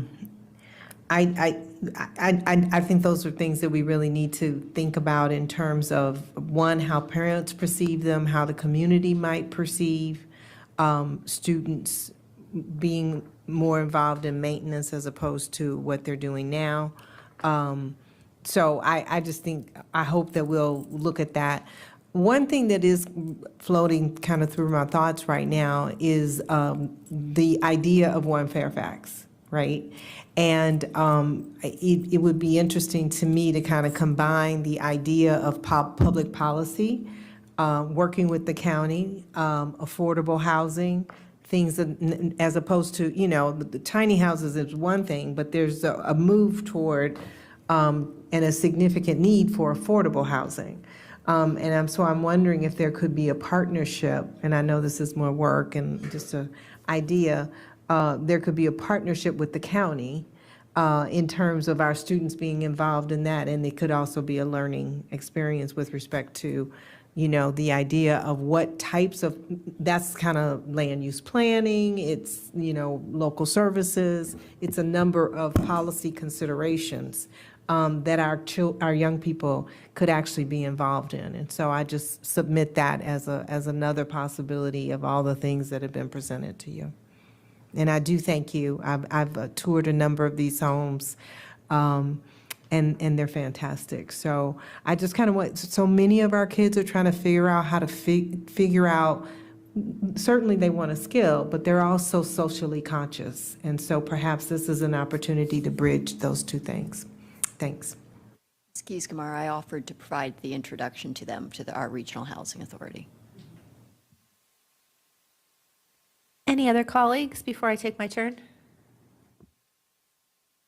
All right. Again, thank you, and thanks to staff. You are amazing. I always, this property sits in my district, so I remember the first time going to see this house, and I remember Dr. Reed, it was probably my first term on the board, had no idea that this kind of learning was happening, but more so, it was the actual stories that were told to me with families showing immense pride in what children were able to do.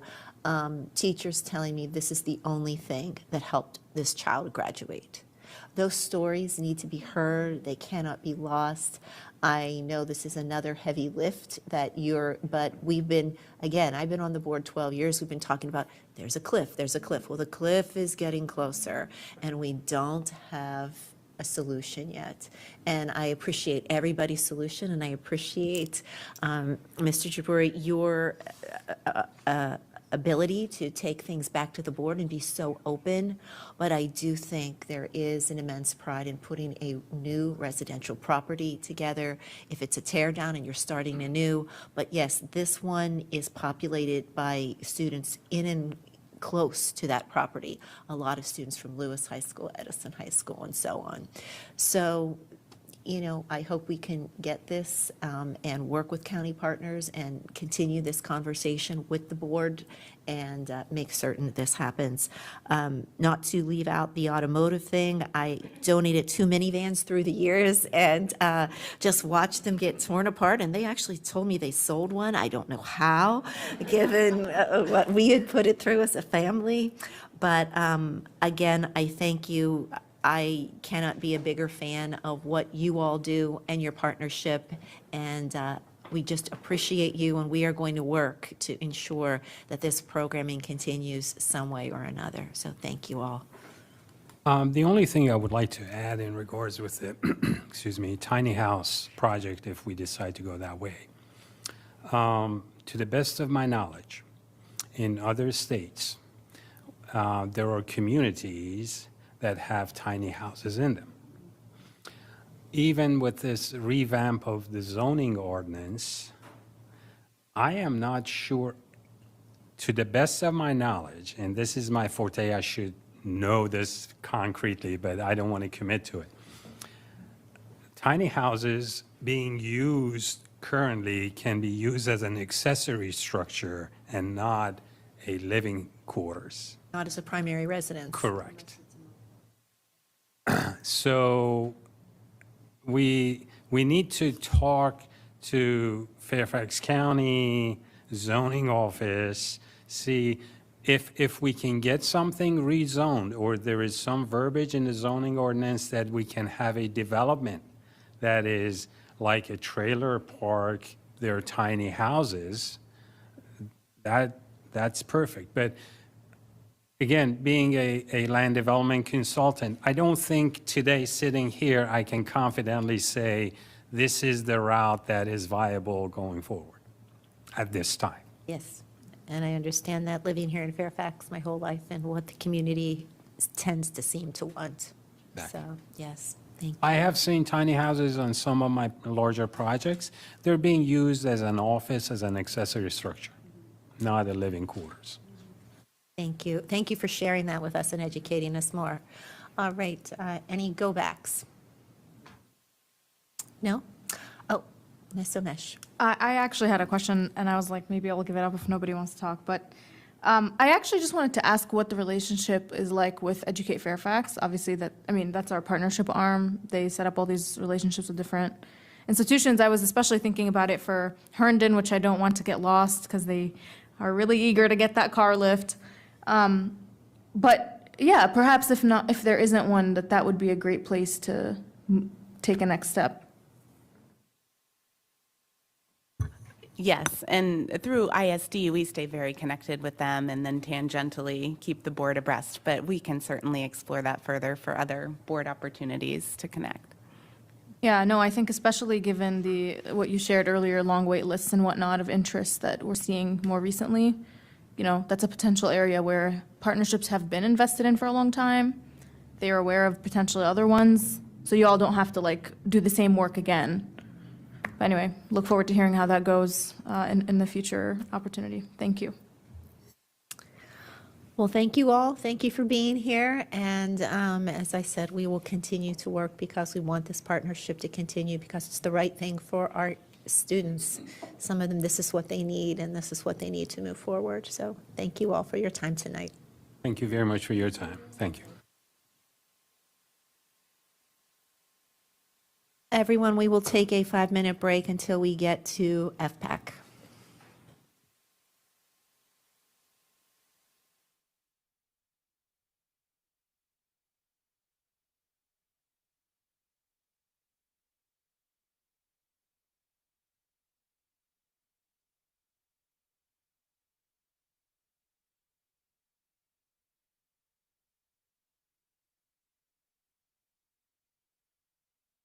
Members, let's go ahead and get started with our final report of the evening. I'm very excited to have my Facilities Planning Advisory Committee friends here this evening to fill us in on their report. With that, I'll let you guys take it away. Okay, thank you, Ms. Tolan. Hi, everyone. My name is Katie Herman. I am this year's FPAC Chair, so the Facilities Planning Advisory Council.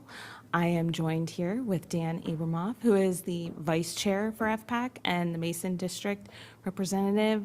I am the representative appointed by the City of Fairfax. So again, thank you for the invitation for us to come and share the work that FPAC has been engaging in for the past year. Just a brief summary of what we'll be covering today. For our discussion, I thought I'd just reintroduce to you the 13 FPAC members, and then I'll quickly remind you all of how our annual report is organized, then discuss the items FPAC members have been researching through our annual charge, and finally discuss the resulting recommendations. And I'd also like the opportunity to chat through our possible annual charge for next year. So here are our 13 FPAC members. Hopefully you've had a chance to meet with your appointed member this year. If you haven't, maybe during the summertime when folks have a break, you can reach out to your appointee and have a chance to reconnect. Okay, so a quick summary of how our report is organized. We have a 2-page executive summary, and then this year we also have included our 16 recommendations. The main portion of the report includes a summary of each topic area, and then the recommendations the FPAC developed, finally with a corresponding detailed report that includes our analysis. So this slide shows our current annual charge, which we have framed our report around. It's, like I mentioned kind of our guiding light for the year for the topics we researched, the speakers we invited to our meetings, and our general conversations and questions that we would ask back to FCPS staff. FPAC decided at its first meeting in September to combine the major maintenance and renovation queue topics into one work group and report its findings in one combined item, which is shown as the second bullet there. And for the next few slides, I'll be listing and showing the recommendations that FPAC has for the school board for our topic areas, but I am not going to read them individually. However, I will summarize them. So this is our first topic area and one that we've focused on for quite a bit of our conversations, which is long-range planning. And for us this year, that included continuing to develop the long-range vision for FCPS school facilities and guiding through that. This work group continued to evaluate This work group continued to evaluate the effect of changing demographics and societal trends on the needs that could be met by FCPS school facilities. Over the past 40 years, the FCPS system has seen an almost doubling in its student population, which has required a strong and steady program of constructing new facilities and renovating existing facilities. FCPS clearly desires that its facilities provide a safe and comfortable academic learning environment and accommodate each student's needs in a modern, properly equipped facility and as close as possible to their home. So we also recommended the enhancement or future enhancements to the Energy Conservation Investment Program to hopefully maximize reinvestment for facility projects. Next, this group developed 6 targeted recommendations for the board's consideration. For this topic, we asked ourselves, how can FCPS implement enhancements to major maintenance and asset management while advising FCPS on the evaluation of the school facility renovation queue? Overall, this subcommittee found that our previous FPAC reports had highlighted the need and rationale for additional funding for facility renovations and maintenance, and that FCPS has been relatively successful in obtaining capital funding for new facilities, but that these investments need to be protected by providing associated funding to properly maintain them. Next is our school boundary policy topic, in which FPAC has been discussing in our annual reports for several years. We continue to see this as an opportunity to advise and assist in the development and implementation of updated boundary policies. So overall, we strongly encourage FCPS to determine the next steps towards establishing boundary change criteria, and then develop a policy to help guide FCPS through the implementation of that process. As part of this process, FCPS could consider innovative education technologies to help alleviate school facility capacity issues, and more strongly consider targeted boundary studies for portions of the county that are expected to have residential growth.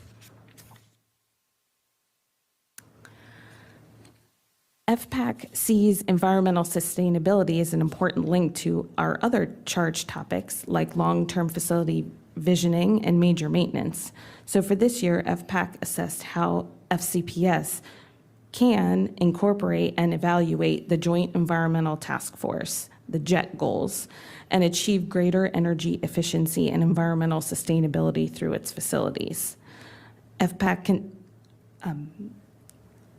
supports FCPS on and condemns FCPS on the growth of the Get to Green program in recent years and its commitment to achieve the JET goals.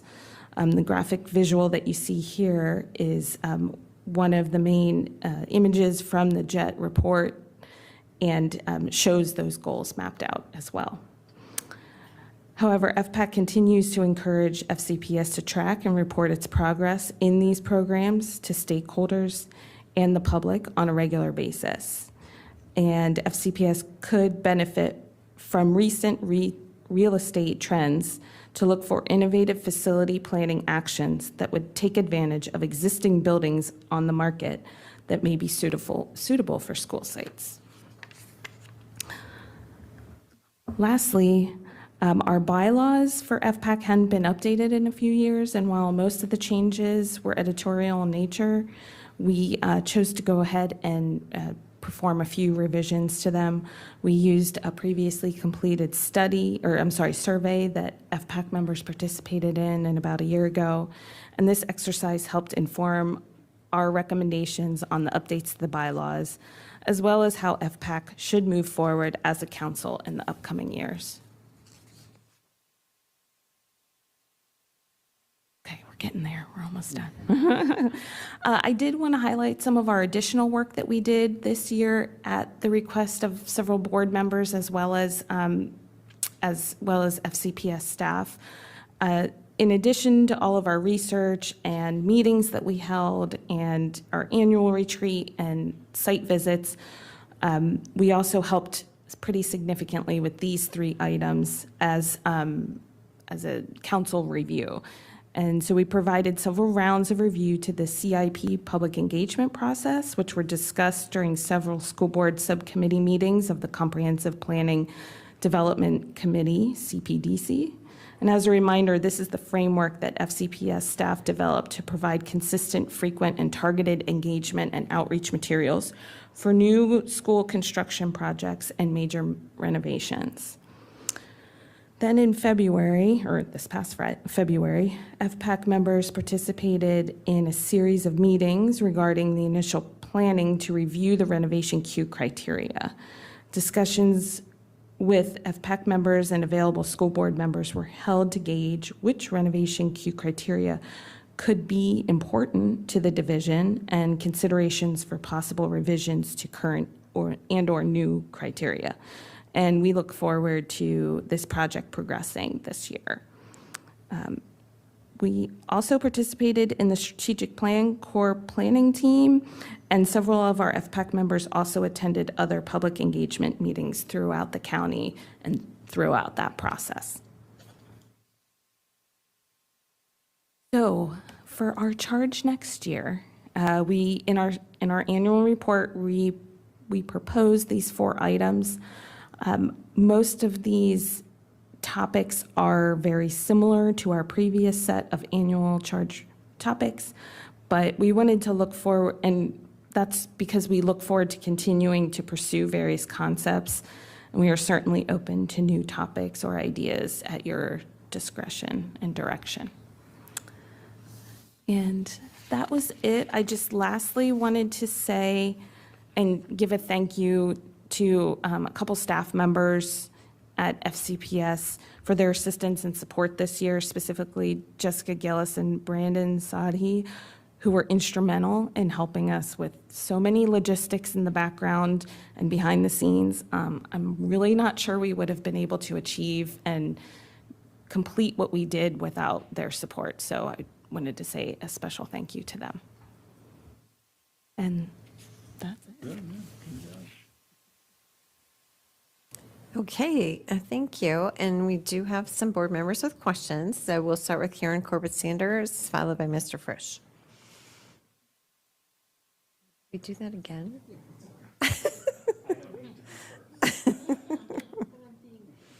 Mr. Frisch. All right. First, thank you for the work on this. I know all the effort that went into it, and I hope as we embark on a new strategic plan in the years ahead that we can continue to align the work of all of our advisory committees along the lines of what the strategic plan is looking for. To that end, some of the things that jumped out to me as things that I will be looking for in the future and with our superintendent, innovative site locations for schools is an absolute must. There's just not real estate across the county. There may be for a few schools, but especially in our dense communities, there's just not space. So I'm very much looking forward to that. Second, I'd remind everybody who might be watching at home that we don't have JET goals anymore. We have JET directives from the school board. So they have the weight of the school board behind them. Third, I'm interested when you talk about the renovation queue. I know that all board members were invited to participate in a discussion with the consultants working on some ideas for the renovation queue. Was FPAC involved in that at all? Yes, we did have an opportunity to meet with that consultant and with FCPS staff in the room, and then as well as school board members as they were available. Great. And then finally, one thing that might be interesting to pursue as part of the charge next year is we don't live in the same environment that we did pre-COVID, especially when it comes to construction. And so figuring out if there are innovative things being done across the country to do this work now that construction costs and labor costs are what they are, which is significantly more. I think it'd be interesting to dig into that some, and quite helpful, frankly, as we have, we just approved language for our bond on the ballot this year, and it includes $10 million for inflation-related cost increases. Here we thought all this extra money from the county was going to go towards maybe building one or two more school renovation projects every bond, and it's getting gobbled up by the projects that we already have. So goodbye ability to shorten that construction window, and it might even go up past 37 years. So any help on that front would be greatly appreciated, I think, by colleagues and staff.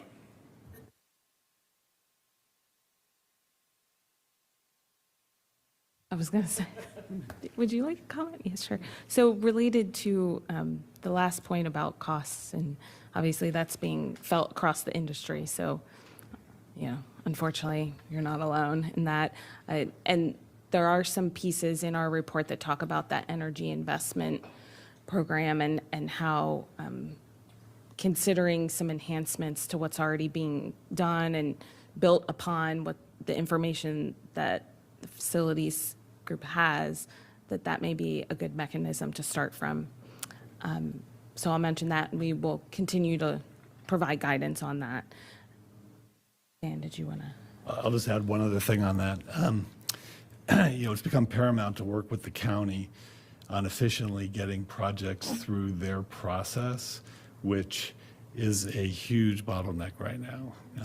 The school board is treated the same as any other developer off the street. So there's no, preference or time frame or anything else. So as projects go through the process, the clock is ticking and costs are increasing as that happens. So whatever you can do with your Board of Supervisor partners and Mr. Hill would be greatly appreciated. And I was just going to add one more thing related to innovative facility locations. We have a section in our report that encourages the examination of current office space that may be available if the need for a new facility would require some new space, additional square footage. Office repurposing is obviously a lot of the construction and building industry is looking at that. So, thank you very much. Ms. Corver-Sanders? Yes, thank you, and thank you for all that you and your whole team do. FPAC just is an amazing group of dedicated individuals, and I appreciate all you do. Dan, I think this is your last year. You will certainly be missed. Your contributions have stretched back to before I was on the board, so you sure made a great appointment there, Ms. Daranack Koufax. So I have a couple of questions. One is, I would love to know more about what you all did with your bylaws, and if you could share that. The second is, when are we going to see the impact or the outcome of all of those great conversations we had on the queue? And third, did you all look at, or should you be looking at, as we expand the availability of pre-K, that's going to put pressure on our capacity in many of our schools. And so I'd like to better understand if we add, say, 2 pre-K classrooms or 4 pre-K classrooms in each one of our buildings, What does that do for the need to perhaps change our boundaries and things like that? And then finally, have you done any work on the long-run incremental cost of transportation when we have students bypassing multiple schools to get to the school in which they attend? That's my list. Sure. So I do believe that the transportation concerns could be something we look into next year, since you've pointed that out. And, without evaluating that with other FPAC members, I would say that that could be a piece of the boundary policy conversations that we could have, in that maybe a boundary shift could alleviate quite a bit of the transportation concerns that may be occurring in certain parts of the county. So we could look into that there. I'm particularly sensitive since we have a bus driver shortage. Yeah, I'll take a couple of those. We have looked at transportation in years past, and again, it does seem to be mainly tied into the boundary issues. There is some low-hanging fruit there that could be resolved with, some attendance islands and some other things that we could look at, which hasn't happened. With respect to pre-K, and I may need Chuck's assistance on this, I'm fairly certain that we are adding 2 classrooms to every renovation project that's underway at this point. The problem is, of course, with the 37-year renovation queue, it may be a long time before we really build out the capacity that we need without doing something more innovative. And, I think Dr. Reed has mentioned a couple possibilities with regard to that. So as far as the bylaws go, we really didn't change it was really, like Katie said, editorial. We made it more general neutral. We did some other things that, hadn't been looked at in about 12 years. So nothing, we didn't really change our structure or way of doing things at all. And I will add on to what Dan said. We did, like I said, last year, we went through an exercise to have conversations about, are we operating in a way that's reflective of the bylaws for one thing, but then do we see the need for adjusting roles within our team or in other pieces like that? And really, I think what we found was that we felt like we were in lockstep still with the bylaws and that they were serving us well, but that we did want to do a brief refresh. And one final thing on the renovation queue criteria, it's my understanding that that project may be somewhat paused till the strategic plan is official, but that's the last I heard on that.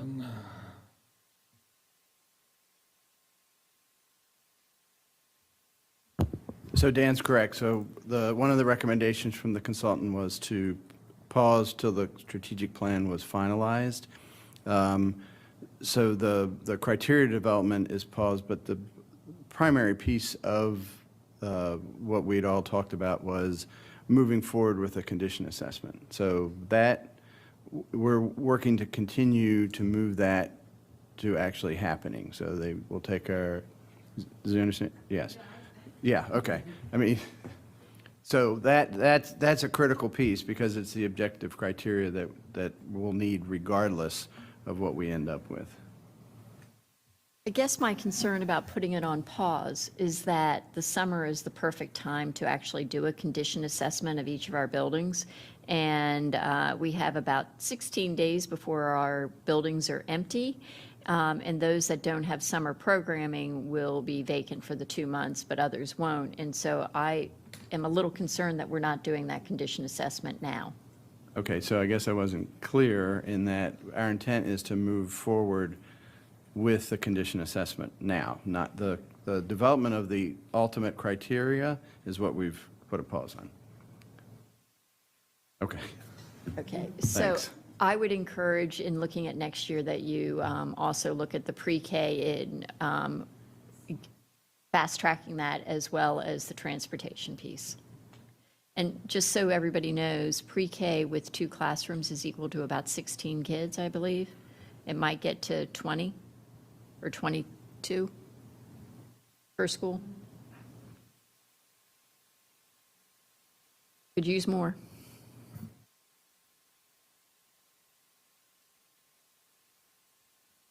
Thank you, and thank you to the team for your great work. I especially appreciate that you slugged through the bylaws and made that happen. I wanted to build off of this set of questions with the renovation queue. So the strategic plan is done at this point. Is that something that can be picked up soon? It could be. I mean, we really deliberately kind of moved it back till we could get past the development of the plan, and then we'll have to reengage with a consultant. So I've received some of their interim thoughts based on our meetings, and really haven't been able to get into it. My focus has been on trying to push the condition assessment forward. Mm-hmm. I mean, that's because that's a preliminary step, is the idea. To me, it's the Yeah. most essential step that has to happen, is we have to know the condition of all of our facilities. Sure. How long, sorry if you already just said this, how long will that take? I don't have a final deadline on it yet. But like, just a rough It would idea. be, it's a months-long exercise, because it's not only looking at the facilities, it's using the data that we already have, and then weaving it together for each facility. So, I mean, we have a large amount of asset data already, so I don't need them to go figure that part out, but I need them to go look at the pieces that aren't, the questions that are still remaining after they review that. Mm-hmm. Is that like all 198 buildings? Every facility. Yeah, okay. Yeah, I mean, that's massive. I guess in the meantime, probably, re-engaging with the contractor or like setting a future time to do that would make sense. Only because that was just so important. I remember in achieving our equity objectives, right, and doing this in a streamlined way that has the whole county in mind with every decision. I think you fully expect that I'm going to bring this up, the boundary policy piece. I know last year we had talked about this. I guess my understanding was that it ended up being thrown back into board/staff's court. Do we have updates on where? Because I continue to think about that consultant. They came back with the findings and the recommendations. They haven't been adopted, but the idea was like, what's the staff response/board willingness, I think, around that? Does anybody know where we are? Is that back at us? The same moment happened last year, by the way. I was in a different seat, so. Fair, no. I mean, we're continuing to, go ahead, Marty. And I would say that, and I know that whenever I say this, though, that we are continually working with the board so that we can bring recommendations back. But I believe that it would be helpful to get a little more guidance in terms of how we might bring that back to the board moving forward. And I know that I've had some conversations with Dr. Reed about some of this, and so we could possibly be having some future conversations about that. Madam Vice Chair, can we schedule like a work session or something? I mean, this has just been kicked down the, road.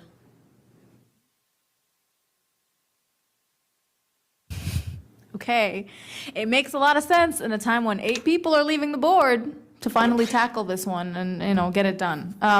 So yeah, I look forward to hearing more about the date that is set for that. It will not happen before the end of this vice chair's term. I can tell you, every day is filled. So in the fall, I don't know. We'll see. Fair enough.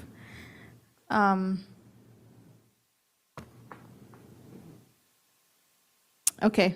I mean, I guess that's just such an important, again, this was a conversation that was, I mean, Dr. Reed, maybe you don't have the benefit of this memory, but, this was a conversation that was being had literally before we even, those of us who've been serving 4-year terms, before we even got on the board. We got on the board, it actually was discussed by the board before us, so some folks remember that. It got controversial, people put it away. hired a consultant to kind of give it as much of an objective view as can be possible. They came back with their recommendation findings. They presented them to us right here at this table. I want to say at least 2 years ago. Chuck, when was that? Do you remember? Right? Okay, 2 years ago. Good. I can't believe I got that right. But okay, and then that's it. It just sat. And the problem is we have to get that policy done of how we're going to prioritize the boundary changes before we can even talk about the other important step of like maybe a countywide assessment, or like what are we going to consider in terms of how we do these boundary changes moving forward. And when we look at this handy dandy map that you guys remind us of here, it's obvious that there's some need there, right? Like there are areas that are way overcrowded compared to others with capacity and whatnot. So I don't know, Dr. Reed, I feel like this is one of those things that maybe hopefully after, well, we don't even know, board elections are going to happen, chair, vice chair, whatever, but wherever we land, to just elevate the priority level on it, because I'm worried that with a new board, I don't know what'll happen, and the political will has to be there, frankly, and not everyone is willing to do that. So 8 people leaving is a great time. That's my time, but appreciate all the work y'all have done, and I know it's been a collective frustration.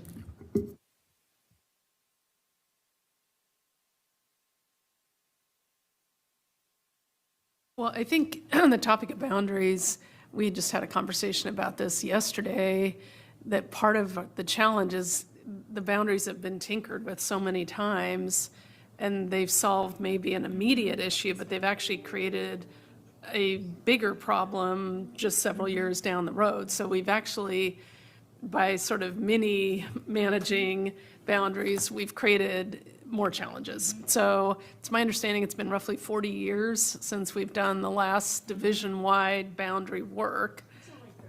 38, sorry, my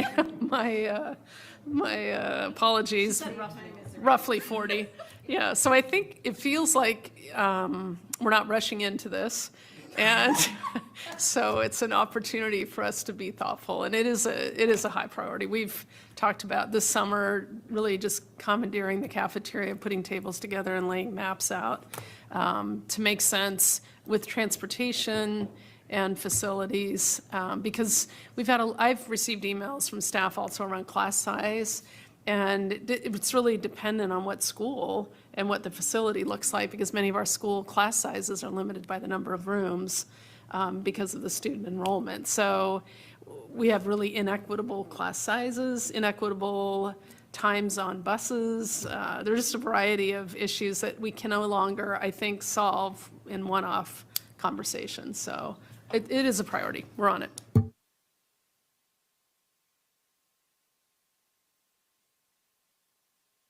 Ms. Fairfax? I'm going to follow up on this because this is the way I believe I remember it. This is something that a previous board did find they wanted. There was a study done where recommendations were, for how to deal with it were based upon capacity, building age, and transportation. We did away with Boundary Light because Boundary Light was causing problems.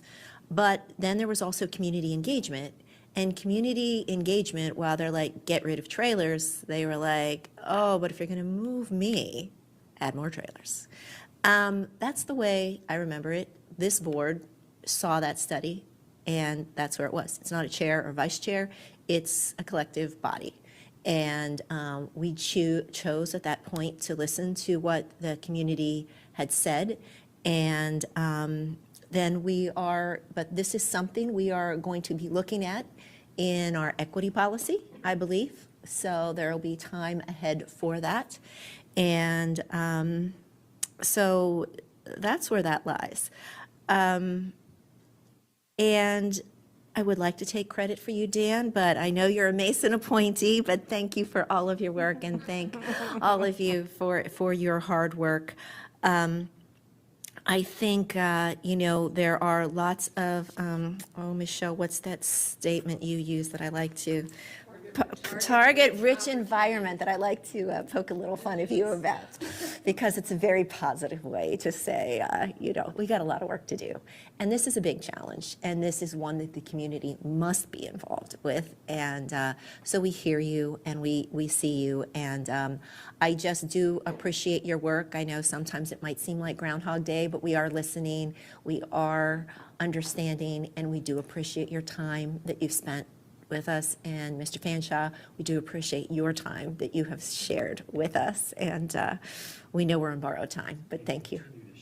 I'm trying. We're trying. We're all trying. But thank you. Thank you. Any other board members? Questions, comments? All right, I, of course, have a few. I do want to follow up on the question around the boundaries. I think because having been on this board now, I'm working on my second potential boundary adjustment. We're looking very closely at programs with boundaries with Kent Gardens Elementary School.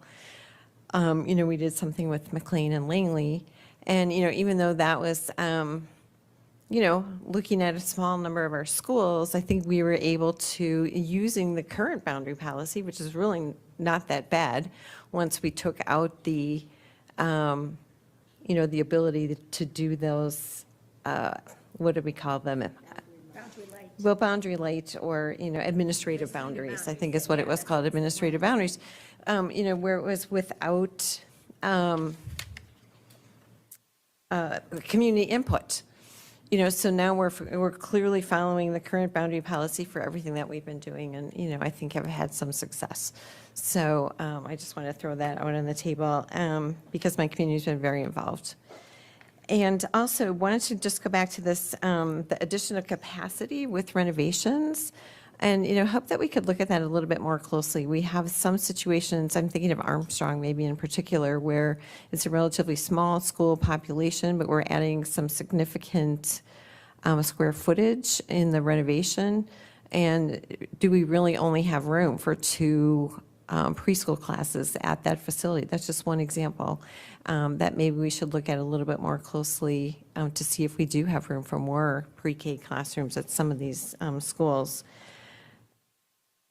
I wanted to ask you guys to maybe talk a tiny bit about, we've had some conversations in FPAC about the incredible expertise that we have on the committee, and how, as we look at different topics that are important to the school district, how we might, utilize you in special task forces.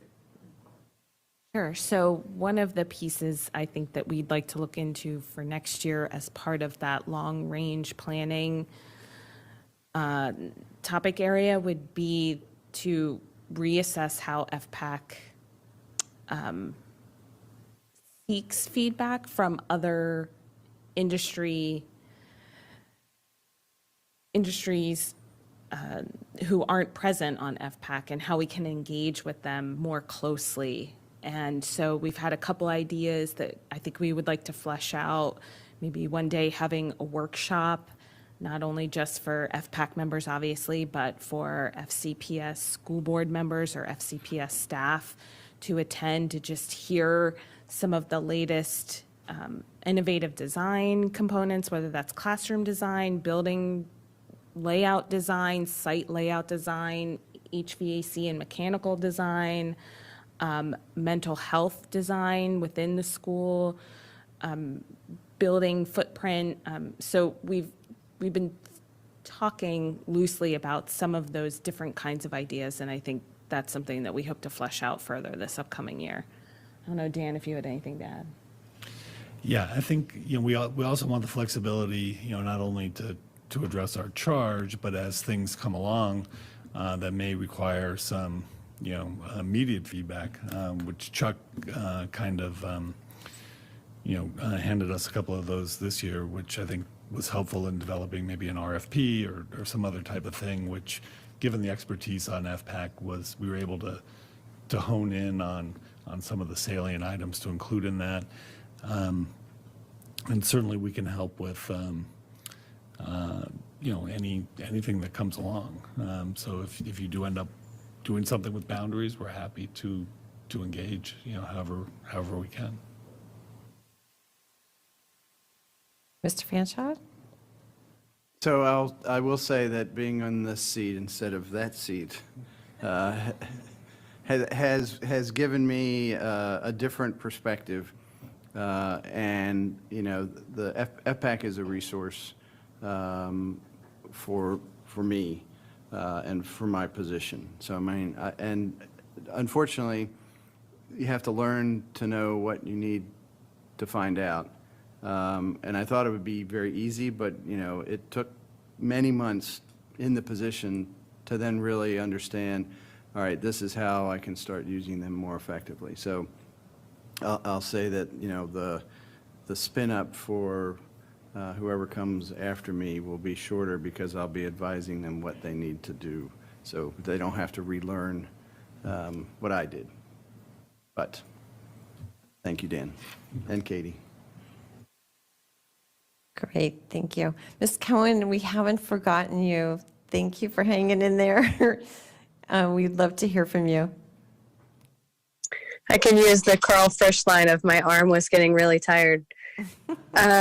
I just wanted to add, you know, I think in terms of especially aligning with the strategic plan and the conversations we're having, that I think that FPAC can play such a big piece in helping us be more inclusive, because you guys can help us figure out accessibility.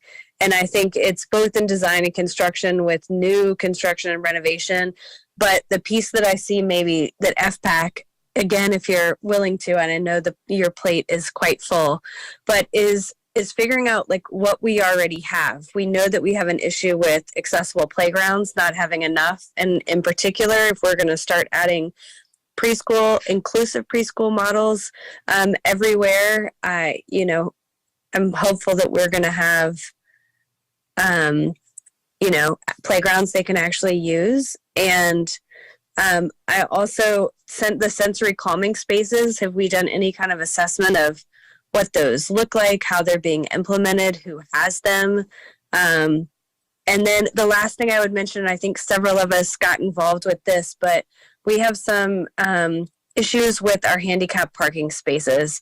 And so if somebody can take a look at those, especially when looking at the kiss and ride patterns and the flow, we wind up cutting off accessibility to the limited handicap spots that we have. So again, I know some of this falls neatly in Mr. Fanshaw's purview, some of it not quite as much. But I think if FPAC could just, with an eye to that and all of the incredible knowledge base that lives on FPAC, I'm just hoping that we can do a much better job of that.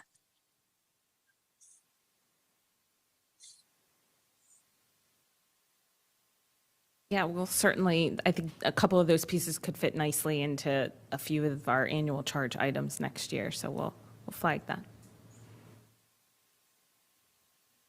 Thank you.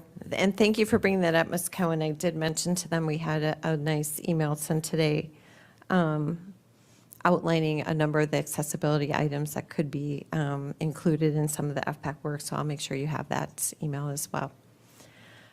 Anyone else? Comments? Ms. Amish? Yeah, I'm done with the FPAC part, so thank you guys very much. This is actually just for the broader committee work moving forward for us. I know at the budget meeting, we discussed trying to cost each of these as we discuss them so that we're aware of what it's going to mean and know the stakes. This meeting was a short turnaround after the budget meeting, obviously, so it was a challenge to have those here.